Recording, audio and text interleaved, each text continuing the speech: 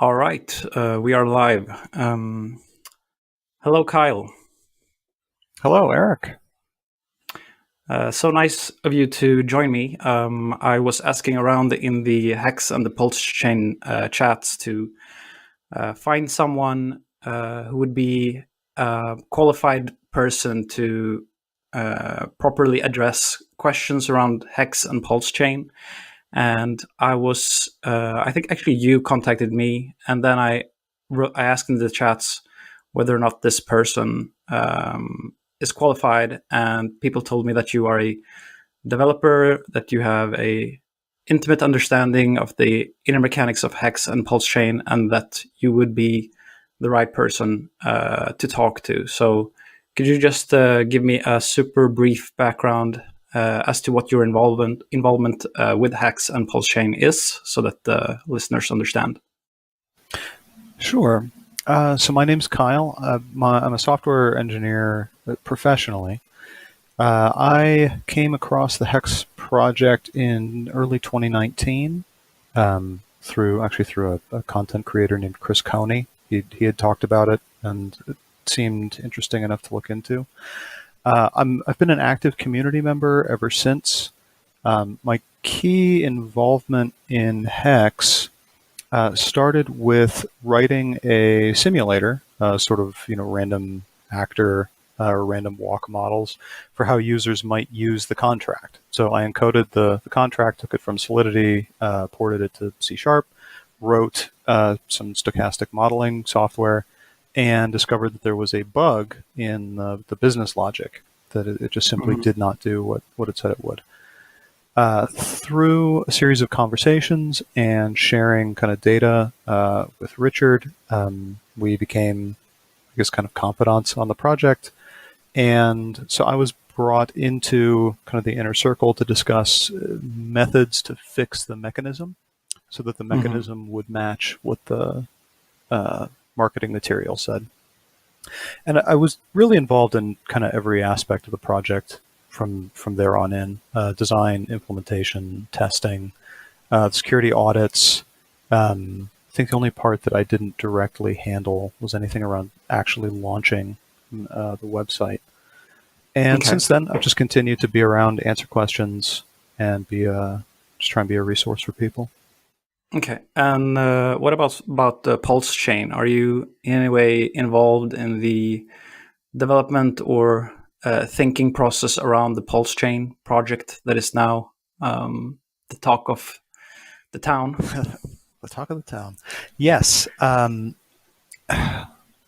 So I'm still not employed by Richard, and I never have been. So my involvement's mostly been as a person who is trustworthy to talk honestly about design trade-offs and decisions, to experiment with different technologies or different tools, try and help facilitate coming up with solutions if people hit roadblocks.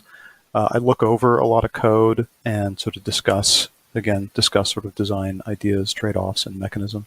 Yeah, there's a reason that there were a couple of people that reached out that wanted to be the person that I would discuss this project with.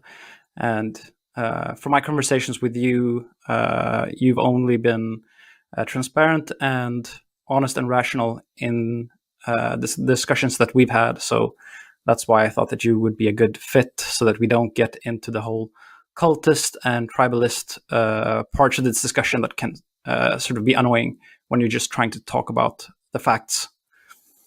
Yeah, that's a little too common a refrain. People just jump back to that. Yeah. So I guess from my end, I'm curious about who you are and what your background is. I don't really know you as an internet persona.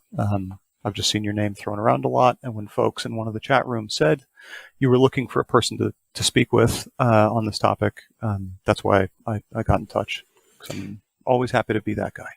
Yeah, well, so I'm Eric Wall. I manage a cryptocurrency hedge fund out of Scandinavia, and I've been involved in the Bitcoin and Ethereum communities for pretty much since the beginning. So I've been in the industry for about 10 years, and I think the reason that there's a very strong interest for the Hex community for me to opine or address points around the Hex project is because when I was in Malta in 2019, I met Richard actually as I was entering the conference, and I didn't know much about Hex at the time. I don't think it had launched at the time, so there was very little information.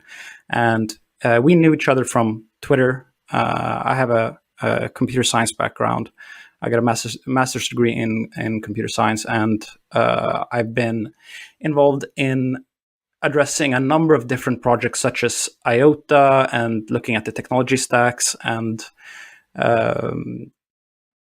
kind of been a person to highlight things that are not well known about different cryptocurrency projects. And over time, as I kept doing this and I kept finding out more uncomfortable details around various cryptocurrency projects, I was, I guess the community thinks of me as a cryptocurrency project critic. And that interview that I had then with Richard, and I knew Richard from before that. The first time I met him was in 2018, where he participated in a Swedish cryptocurrency conference called Bloxpo. So I met him. I knew him a little bit personally from seeing him at the conference there and going to the parties with him afterwards. So I would consider Richard to be, at that time, at least, a friend of mine. And he's always been someone that I like to argue with, because he's very, when you debate Richard, he's a very good debater and a very challenging opponent to debate. And I do enjoy debating myself. So that's why I've kept in touch with Richard, to just for the intellectual challenge of trying to win the arguments. So that interview, I think that a lot of Hex community members watched that interview and thought that this was one of the few interviews where Richard was put on the spot, and that I was someone that I was asking the hard questions around the Hex project. And I did say that what he described was the dumbest thing I've ever heard in my entire life. I've seen that quote. Yeah, I have seen that quote. I think you actually upgraded it to bottom 10 by the end of the interview. Yeah, I did say that after he explained more about it. I did say that it wasn't the dumbest thing that I've heard in my entire life, but it was, one of the dumber things that I've heard in my life, because I didn't really understand what the value proposition was of having the ability to stake your Hex tokens, and for that reason accumulate more Hex. In my mind, you were only diluting the supply of Hex, but you weren't necessarily creating anything out of value. And Richard said during that interview, well, if you are a staker, then you are receiving the inflation in the protocol. So you are not actually getting any dilution. It's the other people that are suffering the dilution, and you can actually grow your portion of the Hex supply by being a staker. So but in my mind, you're still just making coins circulate between Hex users, and it's very hard to see, okay, so what's the value this brings to society, that there are just a circulation of Hex coins moving from one group to the other. And more importantly, when you're thinking about this in the context of a cryptocurrency that's supposed to be used for transactions, that's supposed to become a currency, that's supposed to become a store of value, it feels like if you want to avoid dilution in the system, then you have to unstake your Hex. But if you are unstaked, then you're getting diluted by the people that are staking. So there's a very small incentive to be an unstaked Hex user using Hex as a currency, because there are stakers in the system that are just staking, but they're not actually securing the blockchain. They're not actually doing anything out of value that should allow them to dilute you.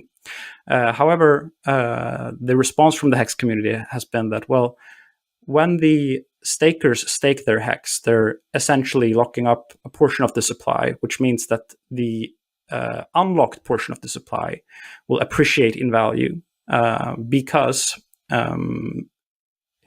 So if you are unstaked, then it means that you can get a higher value for your hex. So that's the trade-off between the stakers and the non-stakers. The stakers, they earn the rewards, they grow their portion of the hex supply, but the unstaked people, they get a higher value that they can sell their hex for. So it's a trade-off, and depending on which type of user you are, if you're a long-term holder or if you're a person that wants current highest possible value for the hex that you have in your wallet, then each user has different benefits. And so go ahead. Sorry to cut you off. We've left your background maybe 3 minutes ago. I actually had one follow-up question based on what you described. You said that you have a master's in computer science, primarily from the technology aspect, but you started with your current role as working for a hedge fund for cryptocurrencies. So are you primarily in like a technical assessment role, or it sounds like you may have some finance background as well? Well, from my academic background, I don't have any finance background. I just have a computer science background, and then I specialized in blockchain technology. I wrote my master's thesis on blockchain technology. But alongside this, I was buying Bitcoin, trading Bitcoin since 2012, and I was using in the early years, I was using technical analysis to figure out how traders were trading it, and then as time went on and I learned to program better, I was able to empirically study the models and the indicators that people were using to trade using technical analysis, and I didn't find any empirical evidence that using technical analysis was profitable in the long term, at least not using those indicators that Bitcoin traders were predominantly using at the time. Gotcha. So I began investing in cryptocurrencies based on fundamentals. So I would look at projects that were innovating in some kind of sense. So I would be mostly on the technical due diligence side of things, trying to understand which projects have legs. But then by virtue of being an investor in the space for nearly a decade, I would sort of come to learn more about how these communities evolve and how value is generated within these systems. As time went on, I took more and more of an investor role. I started working for a traditional finance company that built exchanges and clearinghouses, and understanding more about the financial products from that angle of actually building the matching engines and the clearinghouses, the technology for those, while at the same time investing and using the same trading tools myself. So I would become a sophisticated or advanced cryptocurrency trader from that role, and then after NASDAQ acquired the company that I was working for, I had been getting requests for years at that point for people that wanted to get the same exposure to the cryptocurrency industry as I had. So basically people that were requesting that I would open up my portfolio for other investments. And that took the form of a hedge fund eventually when I found the right partners to launch the hedge fund with. So I'm the chief investment officer. I select the projects, and I would say that these days my attention is sort of split between the technical side of cryptocurrency projects and the investment side, because now we do act as a VC in the industry. We look at investment cases, and there are so much more parameters. I mean, actually, technology is just one small parameter of, well, not a small one. It's a big one, but in the overall investment case of a project, there's so much more than just the technology that you need to understand, that you need to study. You need to understand the market psychology, how other people think when they invest, and how different projects compete with each other, and how narratives are formed. So all those things are things that I've been involved in doing for a long time. Yeah, go ahead. I want to keep going farther afield, but we can focus in on the topics at hand. Like, you made me think of a couple of things.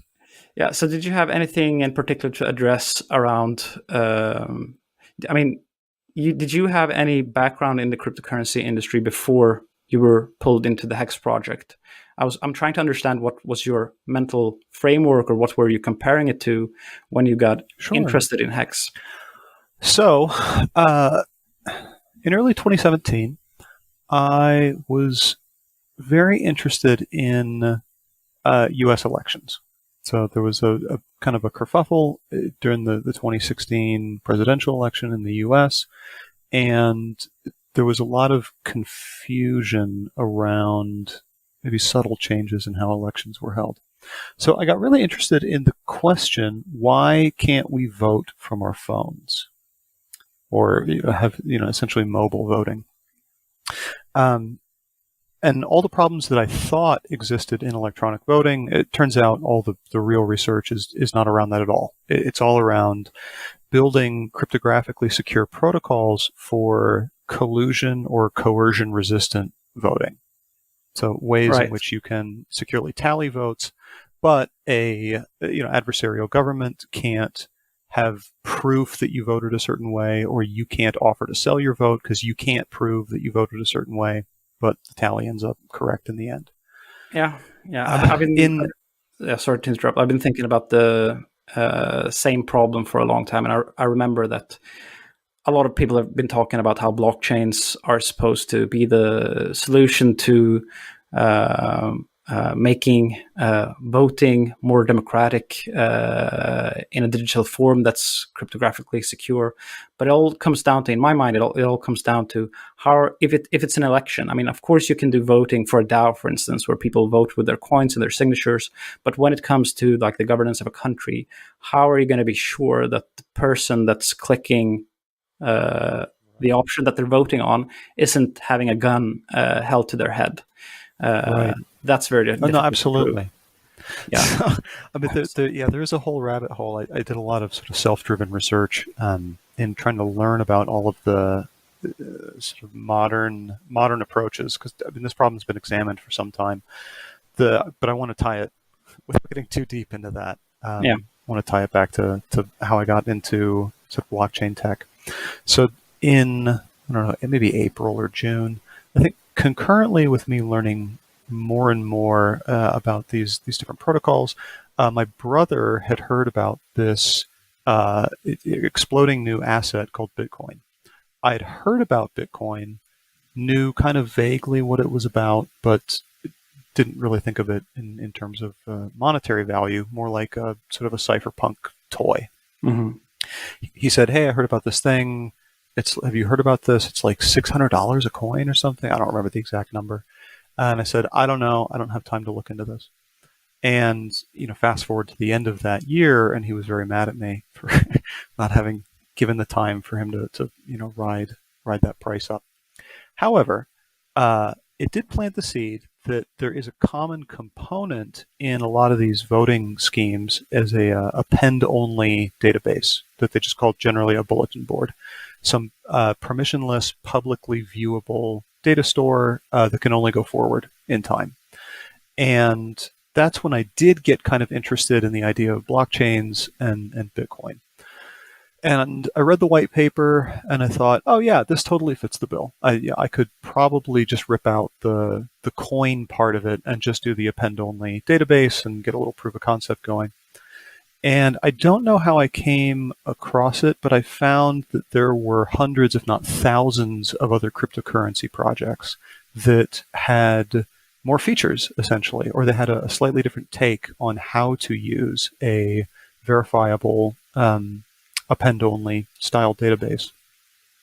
And I was a little bit naive. So the ICO craze, I didn't fall for any, but I thought, oh, this is it. This is like the new way that people do fundraising. I hadn't really considered the scam angle.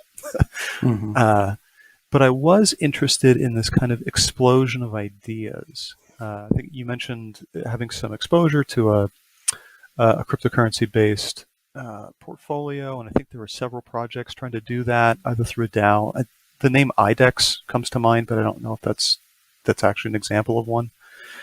And it was just all of these ideas for how to use essentially permissionless public databases where you don't need coordination between companies.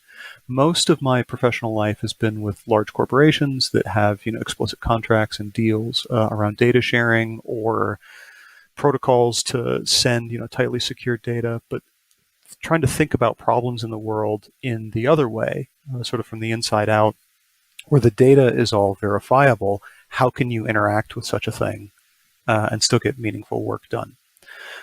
We went through that cycle in 2017, 2018. Almost all the interesting projects either turned out to be scams or they didn't work. The implementation didn't work, but they had flashy marketing material.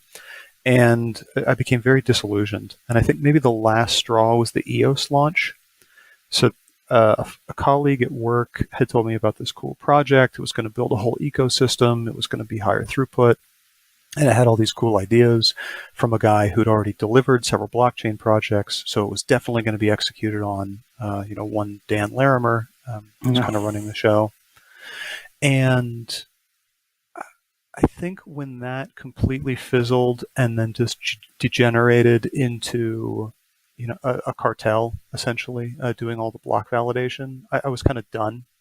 I said, okay, that was interesting, but that was a phase.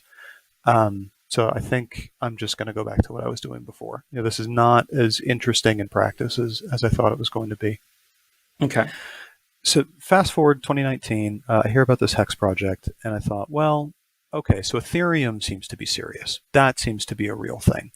And I wanted to teach myself blockchain programming smart contracts. And I thought, well, this is a relatively simple concept. I'll just start with this, see if I can reproduce it, and go from there. Okay. Yeah, when I was introduced to you, I did ask a few other people in the Hex community what their thoughts were around you as a person and whether or not you would be qualified to have this conversation so that the listeners of the Hex community wouldn't feel that, I was discussing an underqualified opponent in some way. And if you remember when someone mentioned to me that you may have a too technical slant to your expertise, so that if we get into questions that surround the philosophy, ethics, or economics, or other aspects of Hex that are less technical, perhaps those questions wouldn't really land well, and people would perhaps feel that, it would be much better if Richard were here to address those points. If you remember, before we started to have this conversation, I did ask a few questions to you just to make sure that you were able to articulate the Hex value proposition in a good way. And one question that I asked you was, let's say if I, for instance, say that Hex is dumb because you have to lock up capital not to get diluted, and if you want to transfer Hex around like a normal currency, you have no choice but to get diluted. So you probably not want to use it as a currency, and ask you what your counter argument to that would be, just to sort of feel you out. Do you remember when I asked you that question? I do. So how would you address that argument today if I ask you the same question again? So what I would say, first, I'll clarify that at the time, I wasn't sure which part of that question you were trying to set up. Yeah, that's why I'm readdressing. That's why I'm bringing it up again, so that we can. Sure. Now that you know why I'm interested in it. Yeah, that's totally fine. So let's see, how do I want to answer this? So the core proposition for Hex kind of boils down to if you are leaving your money at rest, meaning you don't plan to use it for anything, you're getting diluted. In many ways, this kind of mirrors savings accounts in the real world, or checking accounts, I suppose. That all of your money is spendable. You've made no commitments about what you're going to do with it, but you're being diluted. I think Hex attempts to model that in much more extreme terms. I mean, I think people have quoted very high interest rates, which is let's see. I assume you understand the basic mechanism that the currency inflates, but only the percentage of coins that are staking receive that inflation. So interest rates can be much higher than the nominal inflation. Exactly. Yes. Okay. So this question comes up a lot, or some version of it. How long should I stake? And I think the best answer that the community at large has agreed on is you should treat it a lot like cash, that you should have a plan for long-term investments that have maybe not, in the Hex sense, not stable, but higher yields, but that you have a committed period where you're not going to need those funds. Mm-hmm. And you keep a relatively small amount of your Hex liquid to take advantage of price fluctuations, or if you have a big expense coming up. People have paid off student loans, they've paid off cars, they've used kind of current price action on a small percentage of their stack to do some work in their real financial life. Whereas the rest, they've made varying length commitments not to sell in exchange for not being diluted for that part. Mm-hmm. Okay, so let's zoom in a little bit on this, because I do think it's an interesting question. So would you say that the unstaked portion of Hex, that it benefits, like if you are just a person that's trying to use Hex as a currency, are you in any way benefiting from the fact that there's a large portion of the other Hex holders that are locking up their Hex and diluting you because you are not staking, they are staking, so they are getting the rewards? So would you say that, is there an economic benefit for these people, that there are other people staking their Hex? I mean, in Ethereum, or at least in Ethereum 2.0, the reason why you are okay with people staking and earning rewards is because they inherently secure the blockchain itself. But in the Hex system, the Hex stakers, they're just staking. So what would you say, like, if I want to use Hex as a currency and there's other people staking, what is my benefit to participating in the same system as them? What do I get from the fact that they are staking while I'm just trying to use Hex as a currency? That's a great question, and this is definitely on the edge, if not entirely out of the technical realm. So the pitch for Hex, which I think everyone has heard, including yourself, is that the point of locking up coins and the reason they're rewarded is because it takes supply off market. And if supply is lower, demand remains constant or goes up, then price goes up. Yeah. Just interject there. That's the pitch. Yeah, sure. I know that, but just interject there. You just talked about a couple of minutes ago. You just talked about if you own Hex, like which portion of your Hex should you stake? And you said, well, you should think about it as your cash. If you have cash that you're not planning to use for a long time, you can take that cash and you can put it into a savings account. But if that's the scenario that we're thinking about, that these are people that own Hex and they already plan not to touch a portion of their Hex, what does it exactly matter that they are now locking that Hex up?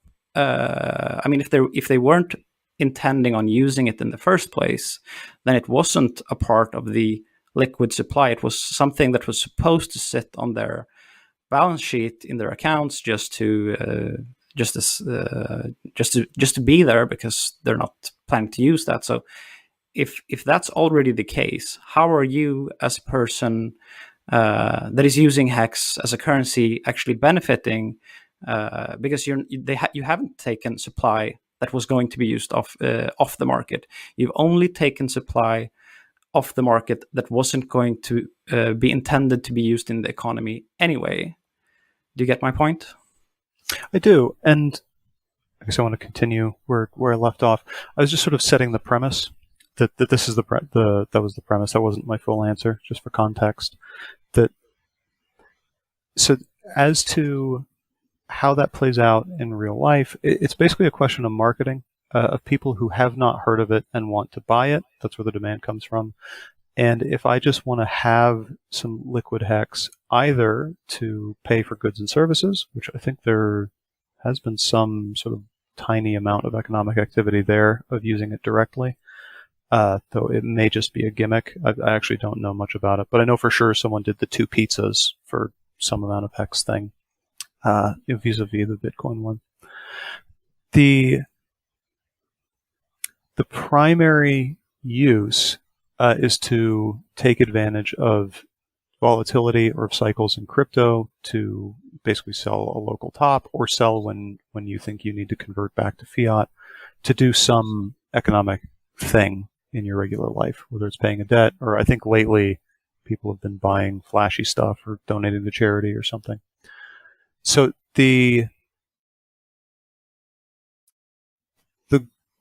I don't even know what the right word is. It's not really a goal per se. You asked what a person who just sits in liquid hex would use it for. Essentially, for some activity to either onboard new users, so they'd convert it back to fiat and do marketing campaigns, which we've seen. People buy advertisements or buy billboard space to try and onboard new users, to raise the demand or the USD value of their other liquid hex, so they can either do more marketing campaigns or, again, pay debts or something. Okay, so just to clarify here, would you say that the overall Hex community person's understanding of what the purpose of Hex is it to be used as a currency? Like, is it competing directly with Bitcoin or Ethereum or stable coins as an instrument for transacting value, buying things, using it as a currency? Is that one of the value pitches? No, I think its primary use case is store of value. That was always kind of the narrative, is that it was meant to be a better store of value, and that you could keep yourself from being diluted by committing to not participating in the volatility game. Mm-hmm. Okay, so but that people in practice have shaved off a bit of their value store to use it as a currency. I'm sorry, not as a currency, to convert it to fiat to use that as a currency. I don't think people have the illusion that they're going to be paying their rent in Hex. So what would you say? So if it's supposed to be a store value, what would you say is the advantage of Hex versus Ethereum or Ether tokens? Because if it's supposed to be a store value, you want there to be some inherent demand, or somebody that there needs to be a reason to prefer Hex over Ether. And Ether has the benefit of being required to execute transactions and launch smart contracts on the Ethereum blockchain, whereas Hex doesn't have that. It doesn't have the same demand profile as Hex. That's true. And you can also, in Ethereum, you can also say that, okay, if you have a portion of the supply that you're not planning to use, you can also lock up that portion of your Ether and stake, and you can get returns that way. Well, when that's really live, yeah, you can do that. Well, it is live now on the Beacon chain. So there's a Beacon chain right now, and you don't even have to. There's staking derivatives that you can buy. So if you have, let's say, 1 Ether today, you can send it to a staking derivative contract, such as the Lido DAO, and then you're now getting a return on your Ether instead of using it as a currency. So I'm just trying to understand, so Ether, it's the main currency, it's a native currency of the Ethereum platform. You have the opportunity to use it as a currency. You have the opportunity to stake it, use it in DeFi to get yield, to yield farm, to lend it out. So Hex has this thing that where you can stake it, and based on how long you stake and how much you stake, you get a part of the inflation in the system. But why would this be more attractive than just using Ether instead? So I guess I have 2 responses. So first, I'm saying a little bit tongue-in-cheek about ETH 2.0 not quite being available. I guess I developed a little bit of cynicism after 2017, so that until features are truly shipped to production, even derivative contracts are not mainnet ETH 2.0 yet. I have full faith that the technical team is going to get that launched.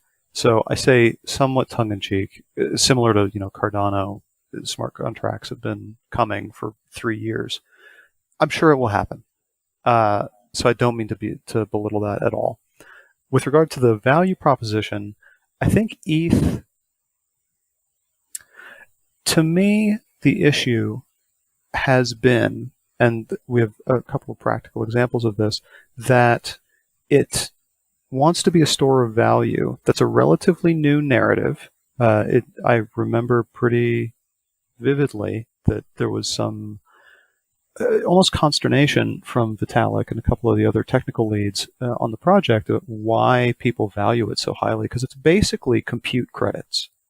If you could tokenize AWS or Google Cloud credits, that's what ETH is. It's the token of the network substrate.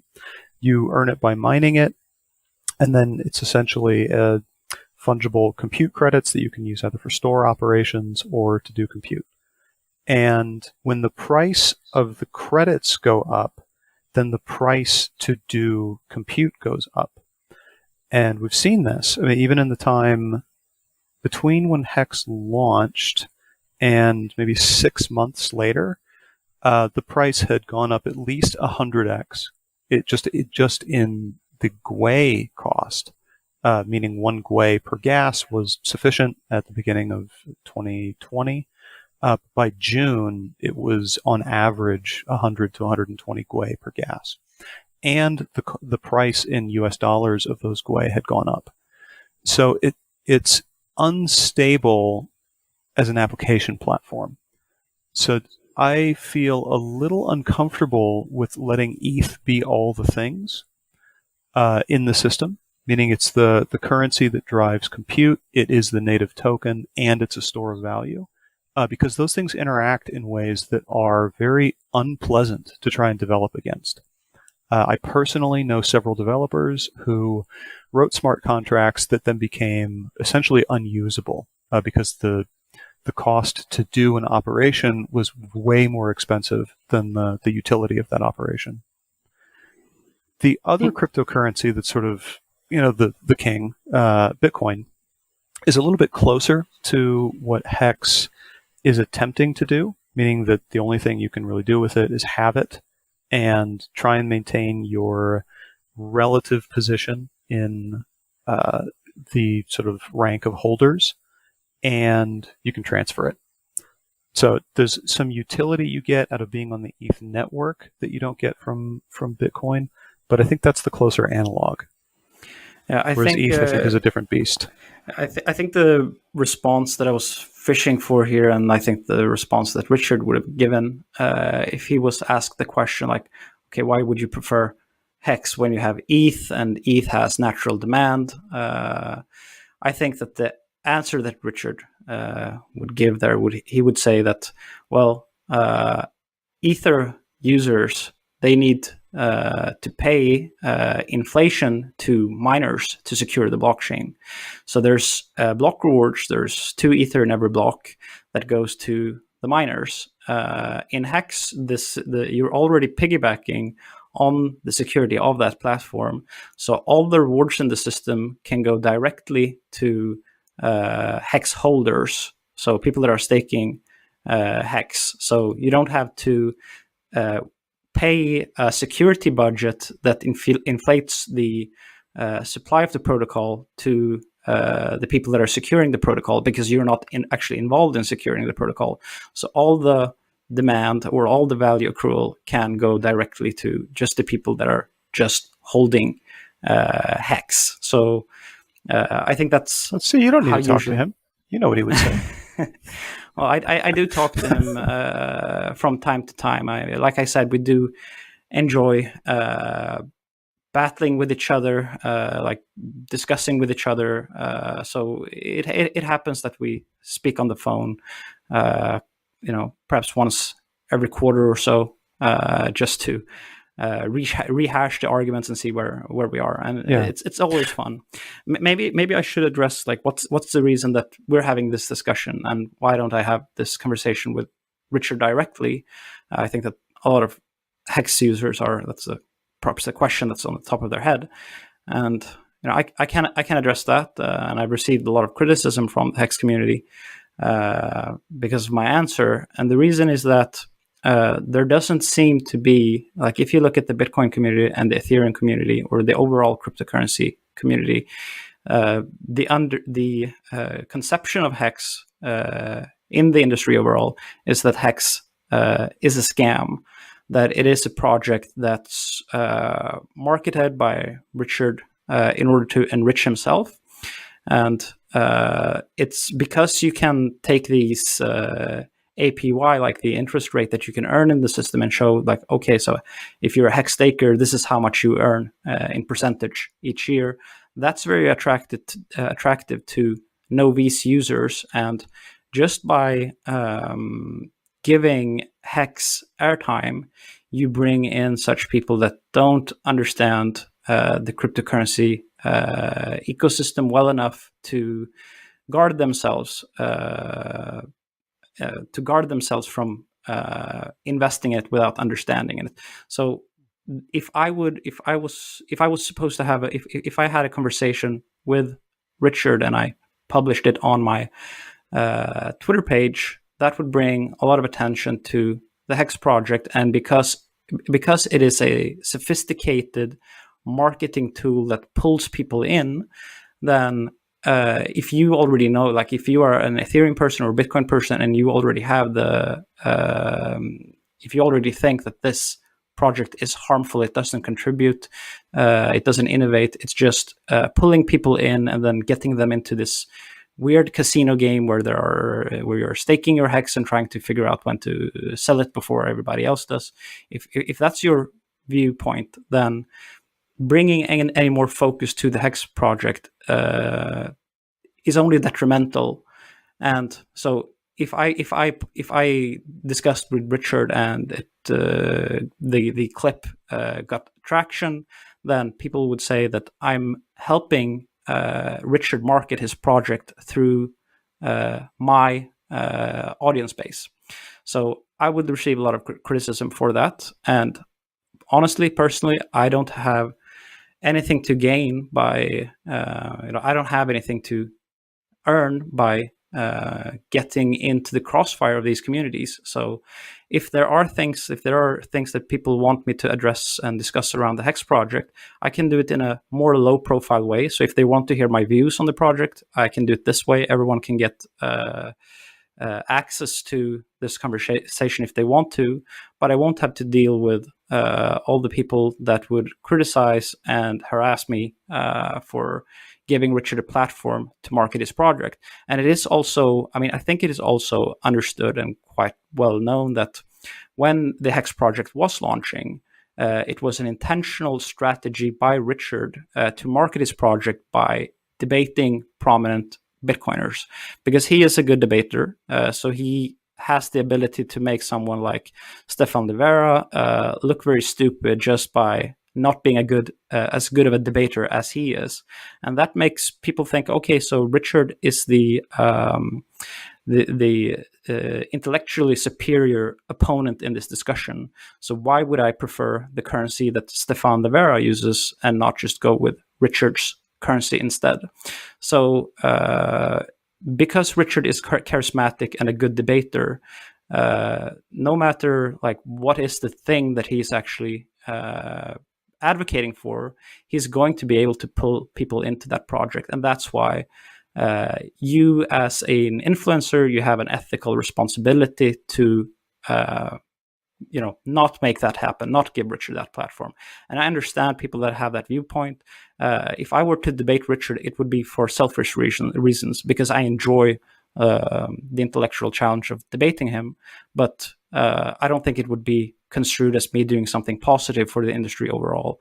So that's why I've opted for a compromise here, so that I can debate you, everyone can get access to this conversation, but I don't have to deal with all the baggage and I don't have any incentive to cause a controversy within the Bitcoin and the Ethereum communities, because this is not that warm to my heart enough for me to make that sacrifice.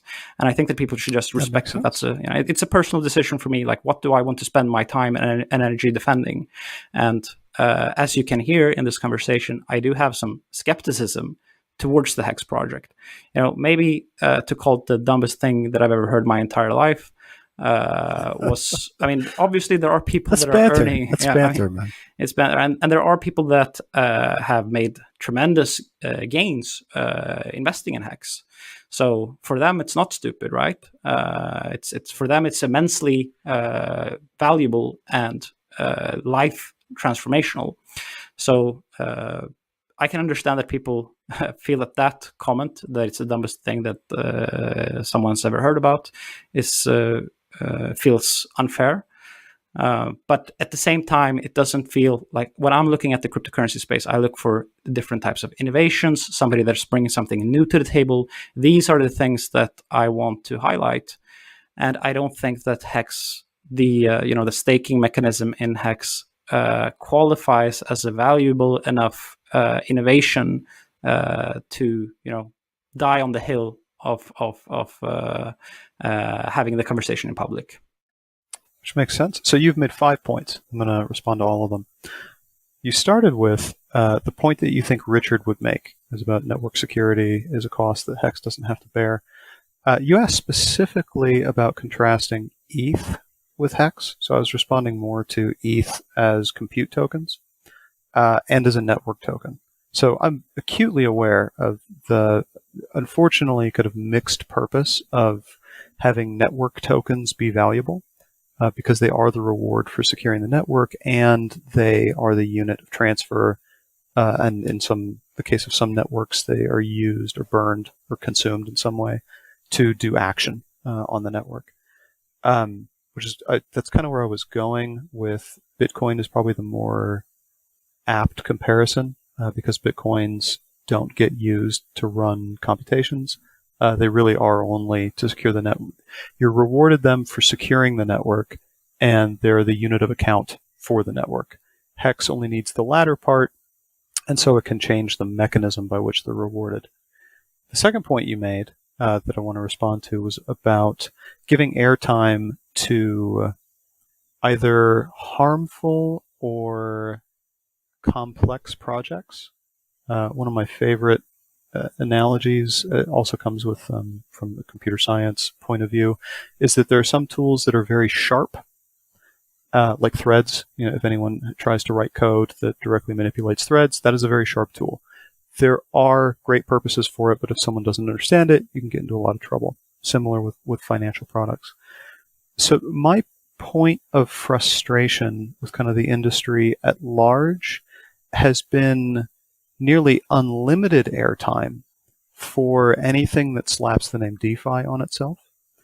We had a whole rash of completely failed projects in the last year that had bugs, that had maybe exploits or maybe just nefarious sort of underhanded use by founders.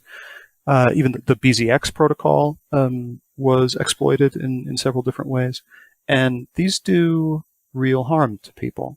But the industry at large, and obviously if I don't know much about your background, I don't know if you were involved in this, but at least the people in the ETH and Bitcoin communities seem to have endless oxygen to give to certain kinds of projects that may or may not do what they say they will do, and that may fail catastrophically, and that may be at least as complex an instrument as Hex, but encouraging people that they need exposure to DeFi, even though DeFi is a nebulous term and can be enormously complex.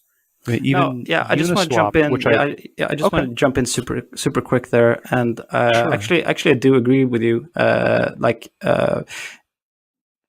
There are things with DeFi that are valuable. For instance, you can get if you have Ether, you can get a loan in USDC, and you can use that to pay your bills. And then at the end of the month, you get your salary, and you can pay the loan back, and then you haven't sold any ether. Like that's can be useful for any person that has an investment in a cryptocurrency. But then in the DeFi summer, you had all these food tokens like Yam and and they didn't provide any utility except it was a complex casino game where that everyone was playing, and they were playing it for fun. And I was one of the persons that would say, well, if you are just making financial products that are just redistributing capital from one person to the other, but you're not actually providing any utility that's valuable, how is Yam different from Hex, and how is Yam less of a scam than Hex is? And I suppose what the Ether community is, that they would point to Richard and say, okay, well, look at how rich the origin address in Hex is getting, and so they would say that because Richard is much more successful in enriching himself, that makes it more of a scam, because the origin address has undue it has an undue advantageous position in the Hex system, where perhaps Yam didn't. I have heard that criticism. I guess I'll finish the thought. Yeah, I'll let you go back with the Ampleforth project. So this was another supposed sort of pillar of DeFi, or that's how it held itself up. And their crowd sale, if memory serves, only distributed something like 15% of the total tokens that they'd already pre-allocated through pre-mine and early investment rounds, something like 80 or 90% of the tokens. But they don't make a point of that. It's in a pie chart somewhere kind of deep in their website. And my sense is that not all projects, but many projects did have I don't want to say unfair, because that's a value judgment. They were not forthcoming about what the actual distribution of tokens was going to be like, or what the state of things were going to be for holders at the end of a launch phase. Faye was kind of a more recent kind of catastrophic failure that acted in the same way. So I take your point that there was a lot of commentary on what the deal was with how the early or the launch phase of Hex went, and then this origin address that was programmed into the contract. But again, it's hard as a person who was there the whole time not to notice a little bit of hypocrisy that similar mechanisms, if they aren't highlighted or if they aren't broadcast, just go unspoken about, and there's sort of less scrutiny on some of those projects. Yeah, I understand that completely, and I think that the reason that Ampleforth was able to get airtime while being equally as redundant or circular as Hex is that the Ethereum community, or people in the Ethereum community, believed that Ample was a stablecoin because you have this elastic supply. But if you buy Ample tokens, then the value of the tokens that you buy, just because the supply and your number of coins grow and shrink depending on what the price does, I mean, you are still exposed to the market cap of Ample, so it's not a stable coin. I mean, the value, if it, I mean, it. So I think that the reason that Ample got as much attention as it did was because there were people that were confused about. There were people that actually thought that Ample was a stable coin, because they didn't understand that when you buy Ample, the Ample exchange rate can be stable, but because the number of tokens that you have in your wallet shrinks and grows depending on the demand for the currency, they didn't understand that it's not a stable coin just because the price is stable. It's the value that you have invested that needs to be stable, and I think that's the reason. So they were able to trick. I think Ampleforth were able to trick the Ethereum community that they had built a stable coin, and that's why they were given airtime. If more people understood that it wasn't a stable coin, they wouldn't have gotten the airtime. So I agree, but I guess my point that follows is the community at large was very quick to identify Richard as a very polarizing figure, and the project sounds fishy, and there seems to be all these angles that make it seem scammy. And so probably my first contribution, like artifact, that was a contribution to the project, was writing out in English what the code of the contract would do, and backing that up with evidence from stochastic modeling, like I talked about what comes out the other side. If you do this, then that will happen. Here are the functions. Here's what they do. I mentioned that there's this origin address, and here's how that works. We were very open and forthright about all of the mechanisms built into the contract. As you just described, Ample was a little bit more subtle. I would almost say dishonest about what their coin did. Yes, it targeted an exchange value of $1 per token. How did it achieve that? Oh, through the monetary policy. What's the monetary policy? Oh, that's just the contract that erases coins from your balance. I mean, that's dishonest. That's just straight dishonest. And the thing that I find frustrating, and I think a lot of the community find frustrating, is that the ETH community at large has been tricked and has made mistakes, both honest mistakes, and also it seems like there may be some collusion or some private deals with exchanges to get these things listed the day that they hit the market. There's sort of secondary evidence for that. The fact that Ampleforth, for example, was on page 1 of CoinMarketCap on launch day. So despite some combination of making mistakes and being duped, no one ever revisits their opinion on Hex or their opinion on Richard, or even admits, oh, I was tricked. Oh, I've made this mistake, and I still don't like Hex, but you guys were pretty forthright about what was going on, and I was just duped. And I'm not saying that people need to go back through their entire history of every mistake they've ever made and offer a mea culpa, but when pressed, hey, you all just made your 6th mistake about a supposed DeFi product that crashed and burned, on launch. Can we get a second opinion? Nope, you're a scam, go away. It feels like a very prejudiced or prejudicial attitude.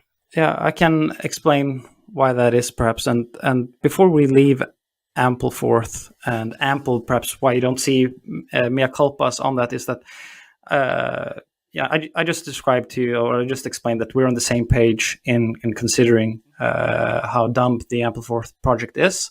The one thing that I would say, though, that let's say that you have a salary in Ample, that there's a smart contract that is sending Ample tokens to you on a regular basis.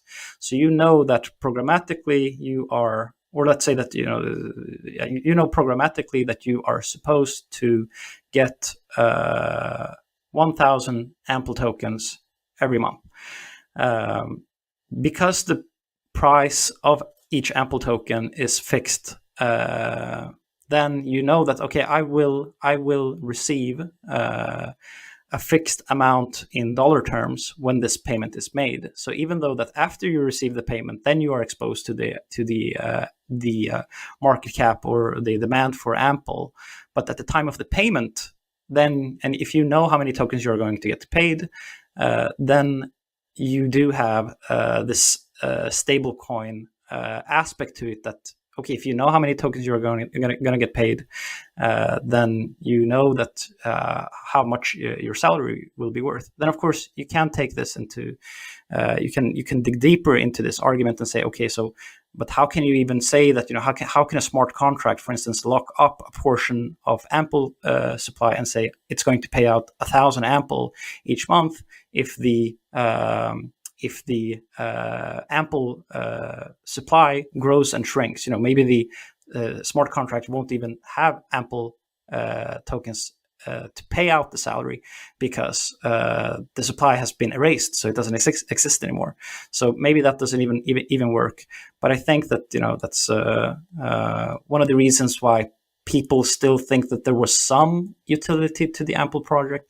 But when it comes to Hex and when it comes to Richard as a person, I think that the main reason that nobody's ever going to forgive Richard is probably because they see it as they can see what he did from his moment of entering the industry.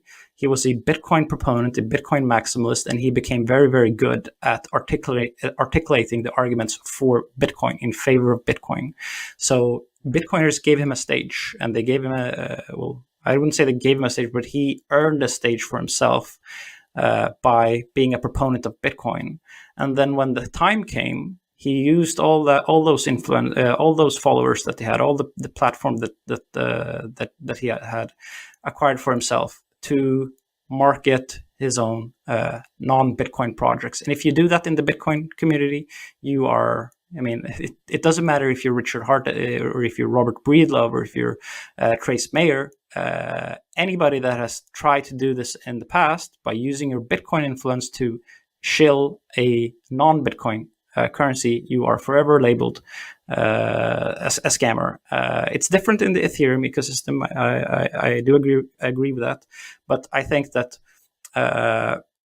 Ethereum people also can see that what's the play with Richard, like how does he function as an individual. And I think that he has been just generally understood as someone that uses his debating skills to get an audience and then to shill products to that audience that he has built for himself. So I think that Richard, if you compare it to Ampleforth and those other projects, I think that Richard has tarnished his reputation too harshly, too badly, too poorly with the Ethereum community to ever get anyone to say, okay, maybe I was wrong about this part about Hex, or maybe I was wrong about that portion of Hex. It has to do with that Richard is such a high-profile character, and that he has earned so much money by doing this, that he's considered a trickster by the community, and it's going to be very, very hard for him to come back from that, I think. I suppose so. I realize it's a double-edged sword, being a big personality in that way. This is overstating it, but there was some confusion or consternation a few years ago here in the U.S. about how the misbehavior of the military junta in Myanmar sort of escaped scrutiny when it became very fashionable to scrutinize dictators around the world. It's because they had faces and because they had behaviors and quirks and names, whereas the sort of nameless, faceless military tribunal doing equally horrible things, you couldn't name the people that were doing wrong, versus a Duterte or something. So I do understand that being a big personality is a double-edged sword. All I'm describing is that from the community's point of view, there is this point of frustration that people don't look past Richard to the people whose lives have been benefited. I think you alluded to it as well, that some people have been able to convert their Hex into fiat and make substantial changes in their lives.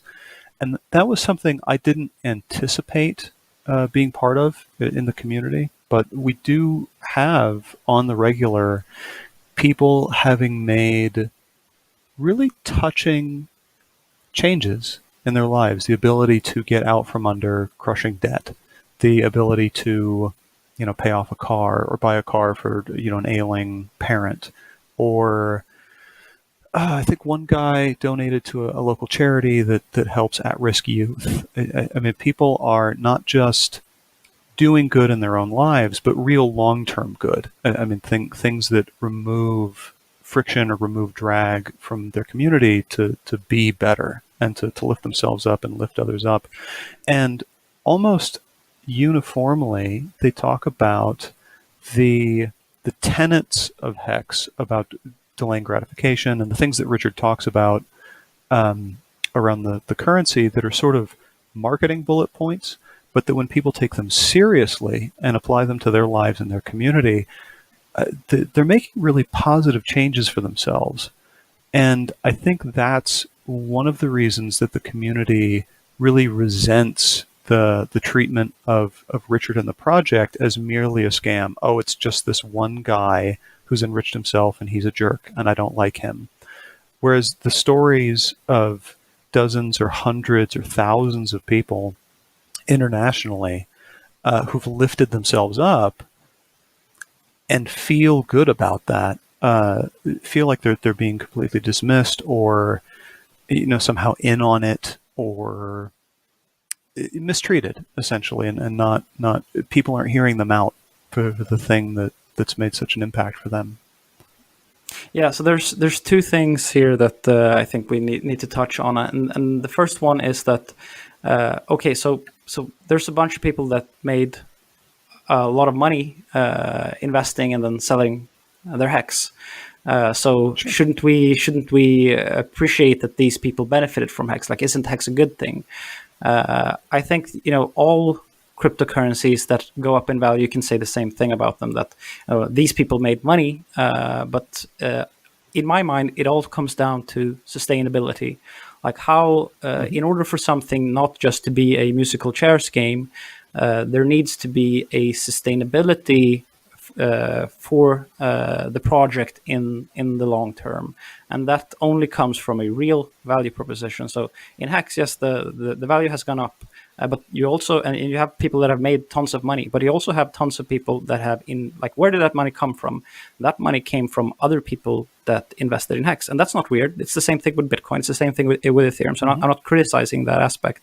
I'm just saying that while there are people that have made fortunes investing in Hex, those fortunes now they came from people that bought Hex, and then some of them are now staked for 15 years.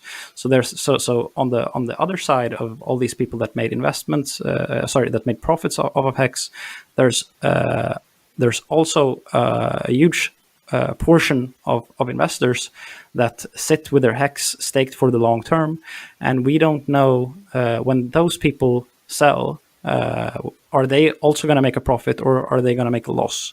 And that's what it comes down to. So if it's just some people making money off Hex and then the other people that invested after them, they lose money when investing in Hex, it's not really something that you can say this is good for society. It's a lottery where some of the people won because they bought and sold at the right time, and some of the people lost. So the only way to get out of that situation is that you are building a project that is just growing in value in perpetuity, like Bitcoiners believe, that they believe that this is going to become a store value for eternity, for the future. So it's not a scam because you're always going to be able to sell your Bitcoin for more. Everyone is always going to benefit from this. So we're going to come back to that point. Let's put a pin in that argument, and we're going to come back to it. Sure. Because I think this ties into PulseChain and the sustainability of the project in the future. The second Sure. thing is that you said that there's a lot of frustration within the Hex community because there are people that have made it a part of their ethos to contribute to society, to donate to charities and do good things with the profits that they've made.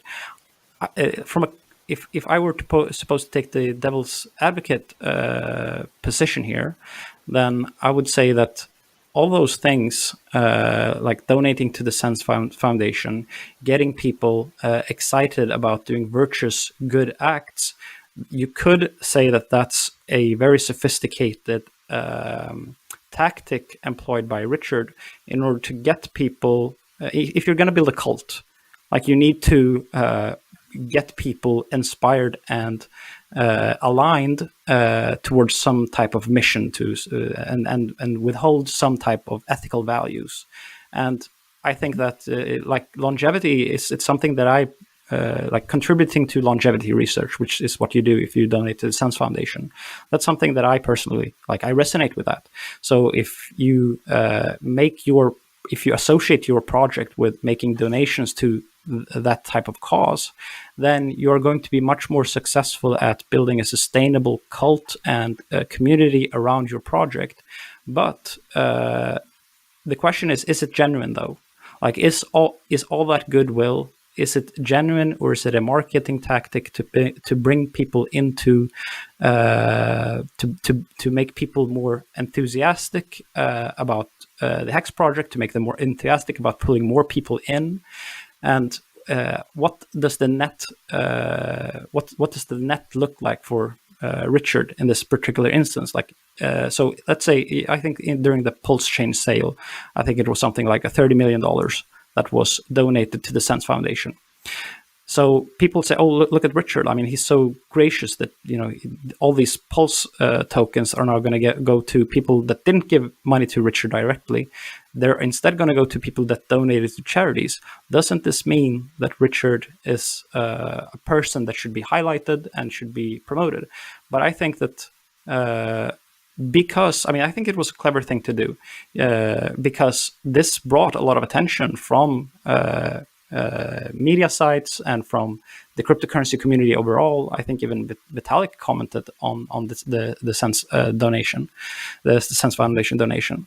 So I think that so instead of Richard receiving $300 million in the PulseChain sale and donating zero to the Sense Foundation, now he's able to raise perhaps $500 million, and then there's a $30 million donation. So the net benefit for Richard is still a positive thing for Richard. Like if you think about his own self-interest, so it's just you could argue that trying to be virtuous in this way, yes, it does benefit society, but are the people that are engaged in that virtuous activity, do they actually care about? I know that Richard does care about longevity, so I'm not saying that he doesn't do that.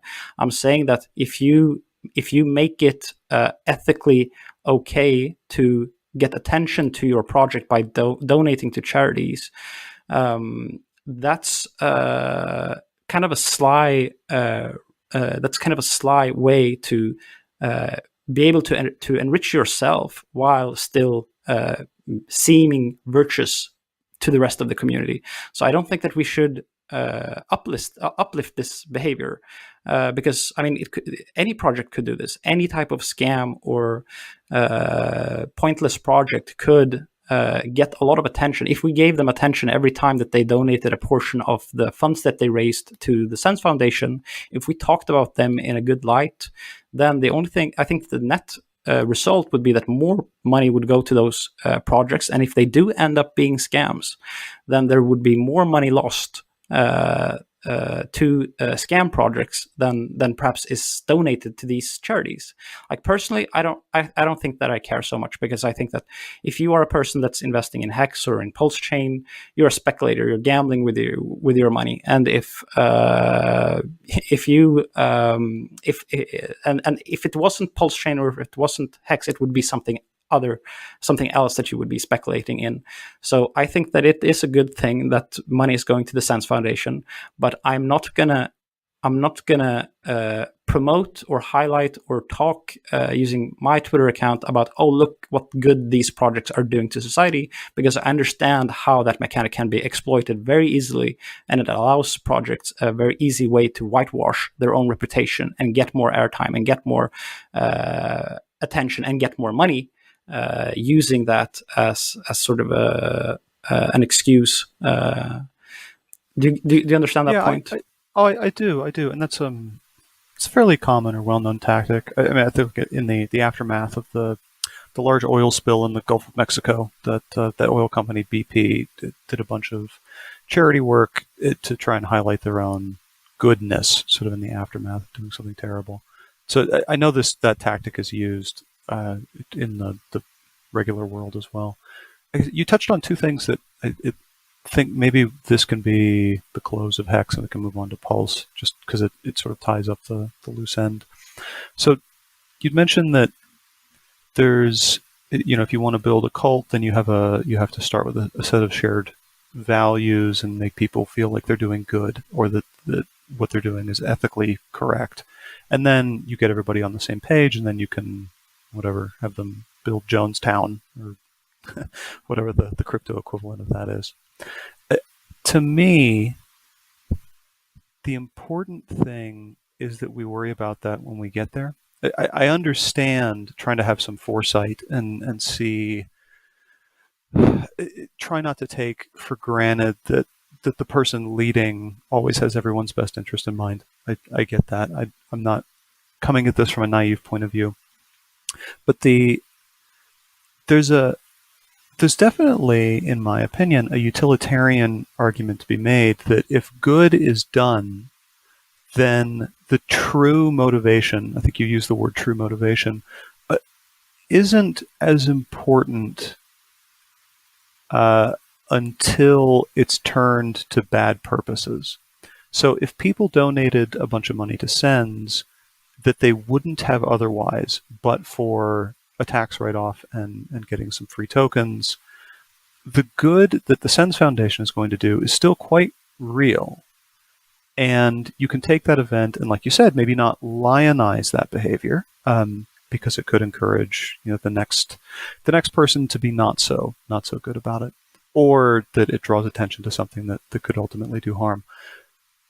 But yeah, I would say don't entirely discount good acts, even if no, I don't, and pure motivation. That's fine.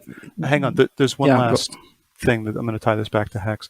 The thing that was important to me when I looked into the project was specifically that the code would do what the marketing material said it would do, that it could never create an obligation, like the Ampleforth example you gave. It could never create an obligation that it couldn't fulfill, that it was programmatically incapable of cheating anybody, and that even if the rules didn't make sense, or if you didn't like them, like the origin address, then you could just comment on those things. These are mechanisms that I do not like. I do not agree with the hypothesis of the project, but that it could never be said that the project won't do what it says it will do. So there's a kind of honesty that you have to reckon with what it says it will do versus how you feel about that, or if you think that's a useful innovation, or if you think there's too much centralized ownership risk, or if you think, this or that. And to me in the community, it's been continually surprising that people are not quite engaging at that level, and that they immediately jump to, yeah, but how much does Richard make? Yeah, but it's a scam because it's centralized, rather than, I don't agree that that's innovative. I don't agree that this is a useful value proposition. I don't think that's a good project. I will not spend money on it. It becomes deeper than that and somewhat personal, like right away. No, I do agree with you, because if I would take one thing that interests me more than computer science, I would say that the subject that has been closest to my heart during my upbringing and my education has always been philosophy. And if I take in what you say, I mean, I am on the same page as you are, that you shouldn't just discredit good outcomes. Like, no matter what the motivations are behind someone doing a thing, if the net benefit to society is positive, then I would still, like, if I just channel my inner philosopher here, I would actually be on the same page as you. But the only reason that I would give it a pass here is that the capital that is being used here, this is, like, in my mind, degen, like degenerative speculating capital, and I don't really care. So let's say that I'm right, and by donating to the Sense Foundation in the PulseChain sale, Richard did end up making more money for himself and more money for the Sense Foundation. Now, if that money, let's say he raised $100 million, that all went to zero for those investors, and there were $30 million that was donated to the Sense Foundation. Now, it's important to think about, okay, that $100 million that went to Richard, where would it have gone otherwise? And I think that if you're investing in this kind of project, then you're probably, just trying to, I don't think that it would have done that much good to society. And it's save children or give money to Richard. I mean, I don't think that Richard is worse than the people that are investing in Hex and in PulseChain. So if he receives the money and he has the money instead of them having the money, the likelihood of that capital making good contributions to society is probably equal to those degenerative degen speculators.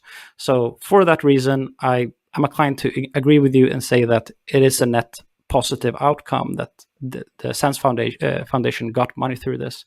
But I'm not gonna allow people send me, they send me direct messages and they say, Eric, look at this, look at how much they donated to the Sense Foundation.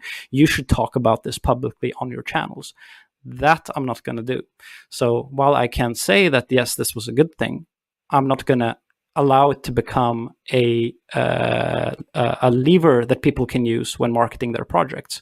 And I think that people have to respect that. I totally respect that. I don't know who you're getting hate from on that point, but I mean, it's your channel. Yeah. If you're worried about exposing that as a lever to be pulled, that makes total sense. Yeah, I'm just responding to, I get comments, messages from, hundreds of people we have there's a pretty large Norwegian and Swedish Hex community that communicate with me in Swedish and say, they bring up these things and they try to talk to me like a fellow citizen, and they say like, why aren't you talking about this when it's so obviously a good thing? So that's why I want to address that point. But let's maybe now bring the conversation to PulseChain, because I think that's probably one of the things that we want to talk. That was the thing that we wanted to talk in this conversation about in this conversation. As it turns out, you and I are both quite verbose. So here we are, an hour and 20 minutes in. Yeah, well, I think it's fine. People seem to like long conversations anyway. If you look at like Rogan interviews, Rogan. Yeah. Unfortunately, we don't have video, so I can't smoke a joint on the air here. And I can't, flex and show my rippling muscles. Yeah. But I think the people that are interested in this conversation don't mind that it's long. So I think that it's fine. Anyway, so let's bring this to PulseChain, because I think that you've made some points now that's going to make the conversation very interesting when we talk about PulseChain. Because when we talked about, okay, so why is Hex a superior store of value than Ether is? We said that, it's because Ether has this responsibility to secure the network, and there's dilution that happens in the system that goes to the people that secure the system, whereas in the Hex system, you're just piggybacking on top of that already secure platform, and the economic game that is played can all benefit just the holders and the investors. So you don't have to pay miners. You don't have to pay a security budget to securing some cryptocurrency. But if we're now thinking that we're going to do this on PulseChain, like Hex is going to exist on PulseChain, doesn't that mean that so? Why are people, sacrificing? Like, why are people investing in PulseChain? Why are people so excited about? Like, isn't it the exact same thing as Ether? Ether. You say that Ether is just going to be this unreliable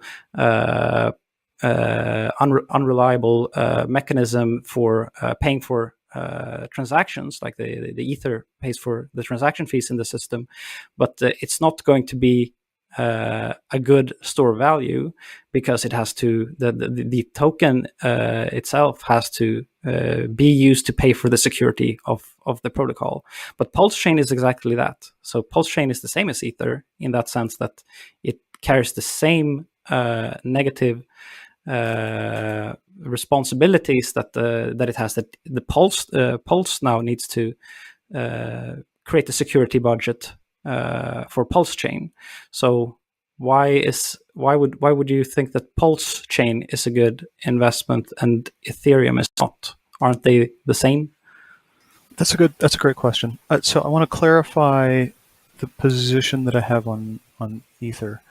I think what I don't care for in Ether is that there are multiple narratives being applied to the token that are in tension with one another. And specifically, the store of value is the one that doesn't fit in my view.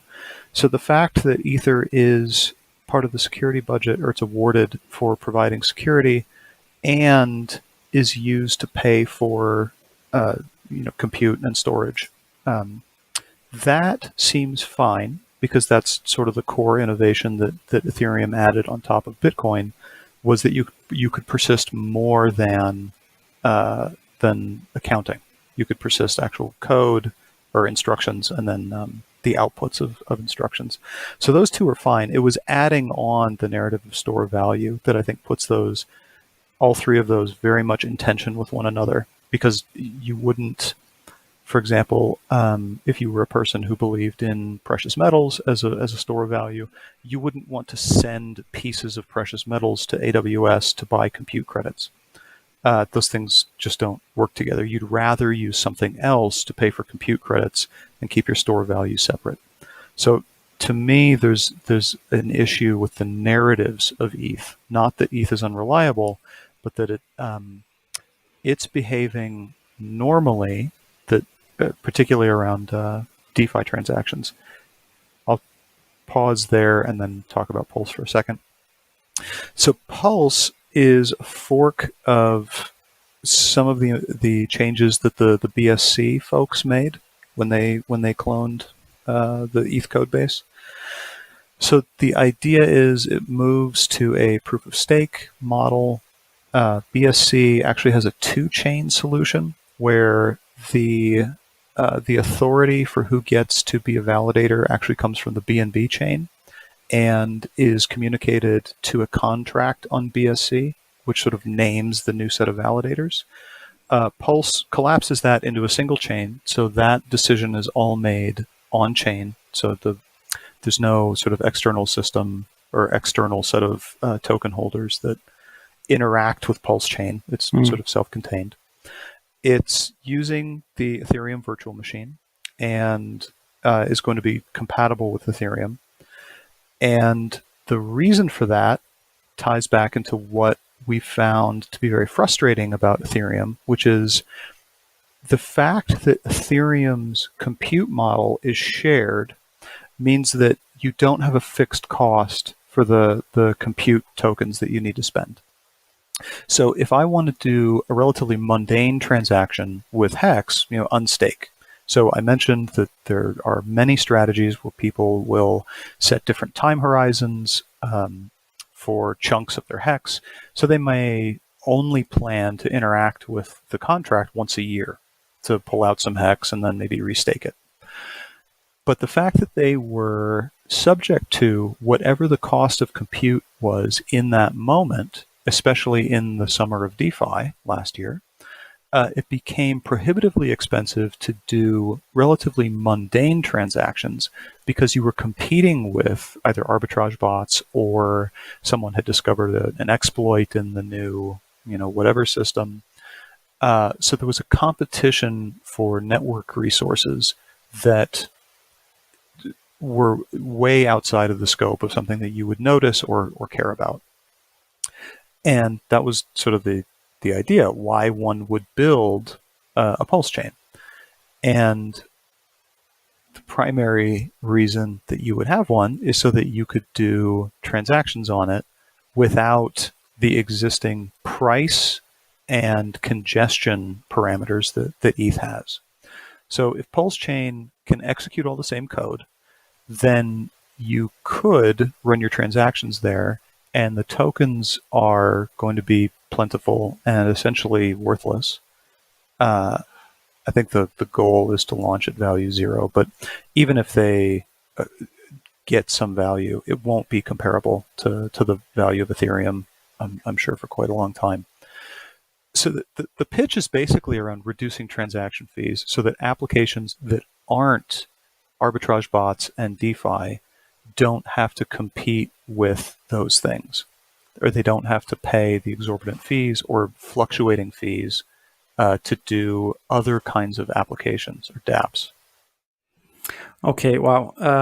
So that's a super interesting argument that you've just made, and a couple of weeks ago, I think about 1 week ago, I listed a number of different topics for a long form article that I said that it was a long time ago since I wrote a long form article and I want to write about something, and I listed a number of different things that I want to write a long form about. And one of those things, I can see if I can bring it up here. Yes, I said that one of these things, one of these topics that I want to discuss was that you need to have asynchronous execution environments in a smart contract platform. There can't be just one mempool or gas environment for all types of DeFi transactions. So I definitely agree with you, and this is something that I've had like on my to-do list to write a long article about. Exactly what you said, that if you have one contained environment where you are doing a number of different things, but just like exactly like you said, you have some things that are mundane, like just transferring a token, and you have other things that are very high value transactions, like doing arbitrage, where you can afford to spend exorbitant amount in fees, and these transactions will eventually start to if these transactions compete for the same block space, they will bully out the mundane transactions. So essentially, if you don't have asynchronous execution environments, you won't be able to afford to make mundane transactions on that system, because that will be cannibalized by these arbitrage transactions. So I definitely agree with you that this is a problem, and it needs to be resolved. And it's been one of the most I think perhaps important insights that I've had understanding smart contracts ecosystems, because I would consider myself to be one of the people that always said that one of the most important aspects of DeFi is the composability aspect, so that one smart contract can directly interact with another smart contract, and you build this entire ecosystem where you're collaboratively building out a new financial system where everyone can build small components, but they can all be used in conjunctions and layer on top of each other. But this problem then that you have the same mempool and the same gas environment for all those transactions becomes a problem. So there's an inherent conflict between composability and then having being able to afford to make mundane transactions. So I would perhaps before I would say that I want composability at any cost. I want composability so that we can build this giant DeFi ecosystem that's going to be innovative in so many ways that the current financial landscape isn't. But we can't have that. I mean, it's not going to work. You need to have you need to have separate components, separate environments where transactions are not competing. Like you could, like one way perhaps to address this would be if you would say that, okay, in each block we have one pool, like one mempool for these types of transactions, and we have one mempool for these types of transactions. And then when you form the block, you make sure that there are some just transfers that don't compete for the same block space in the system, so that those transactions can have a low fee because they're not competing with the same block space as other transactions. So maybe it would be possible, but I think that's a very hard that's very hard to like encode at the base protocol level.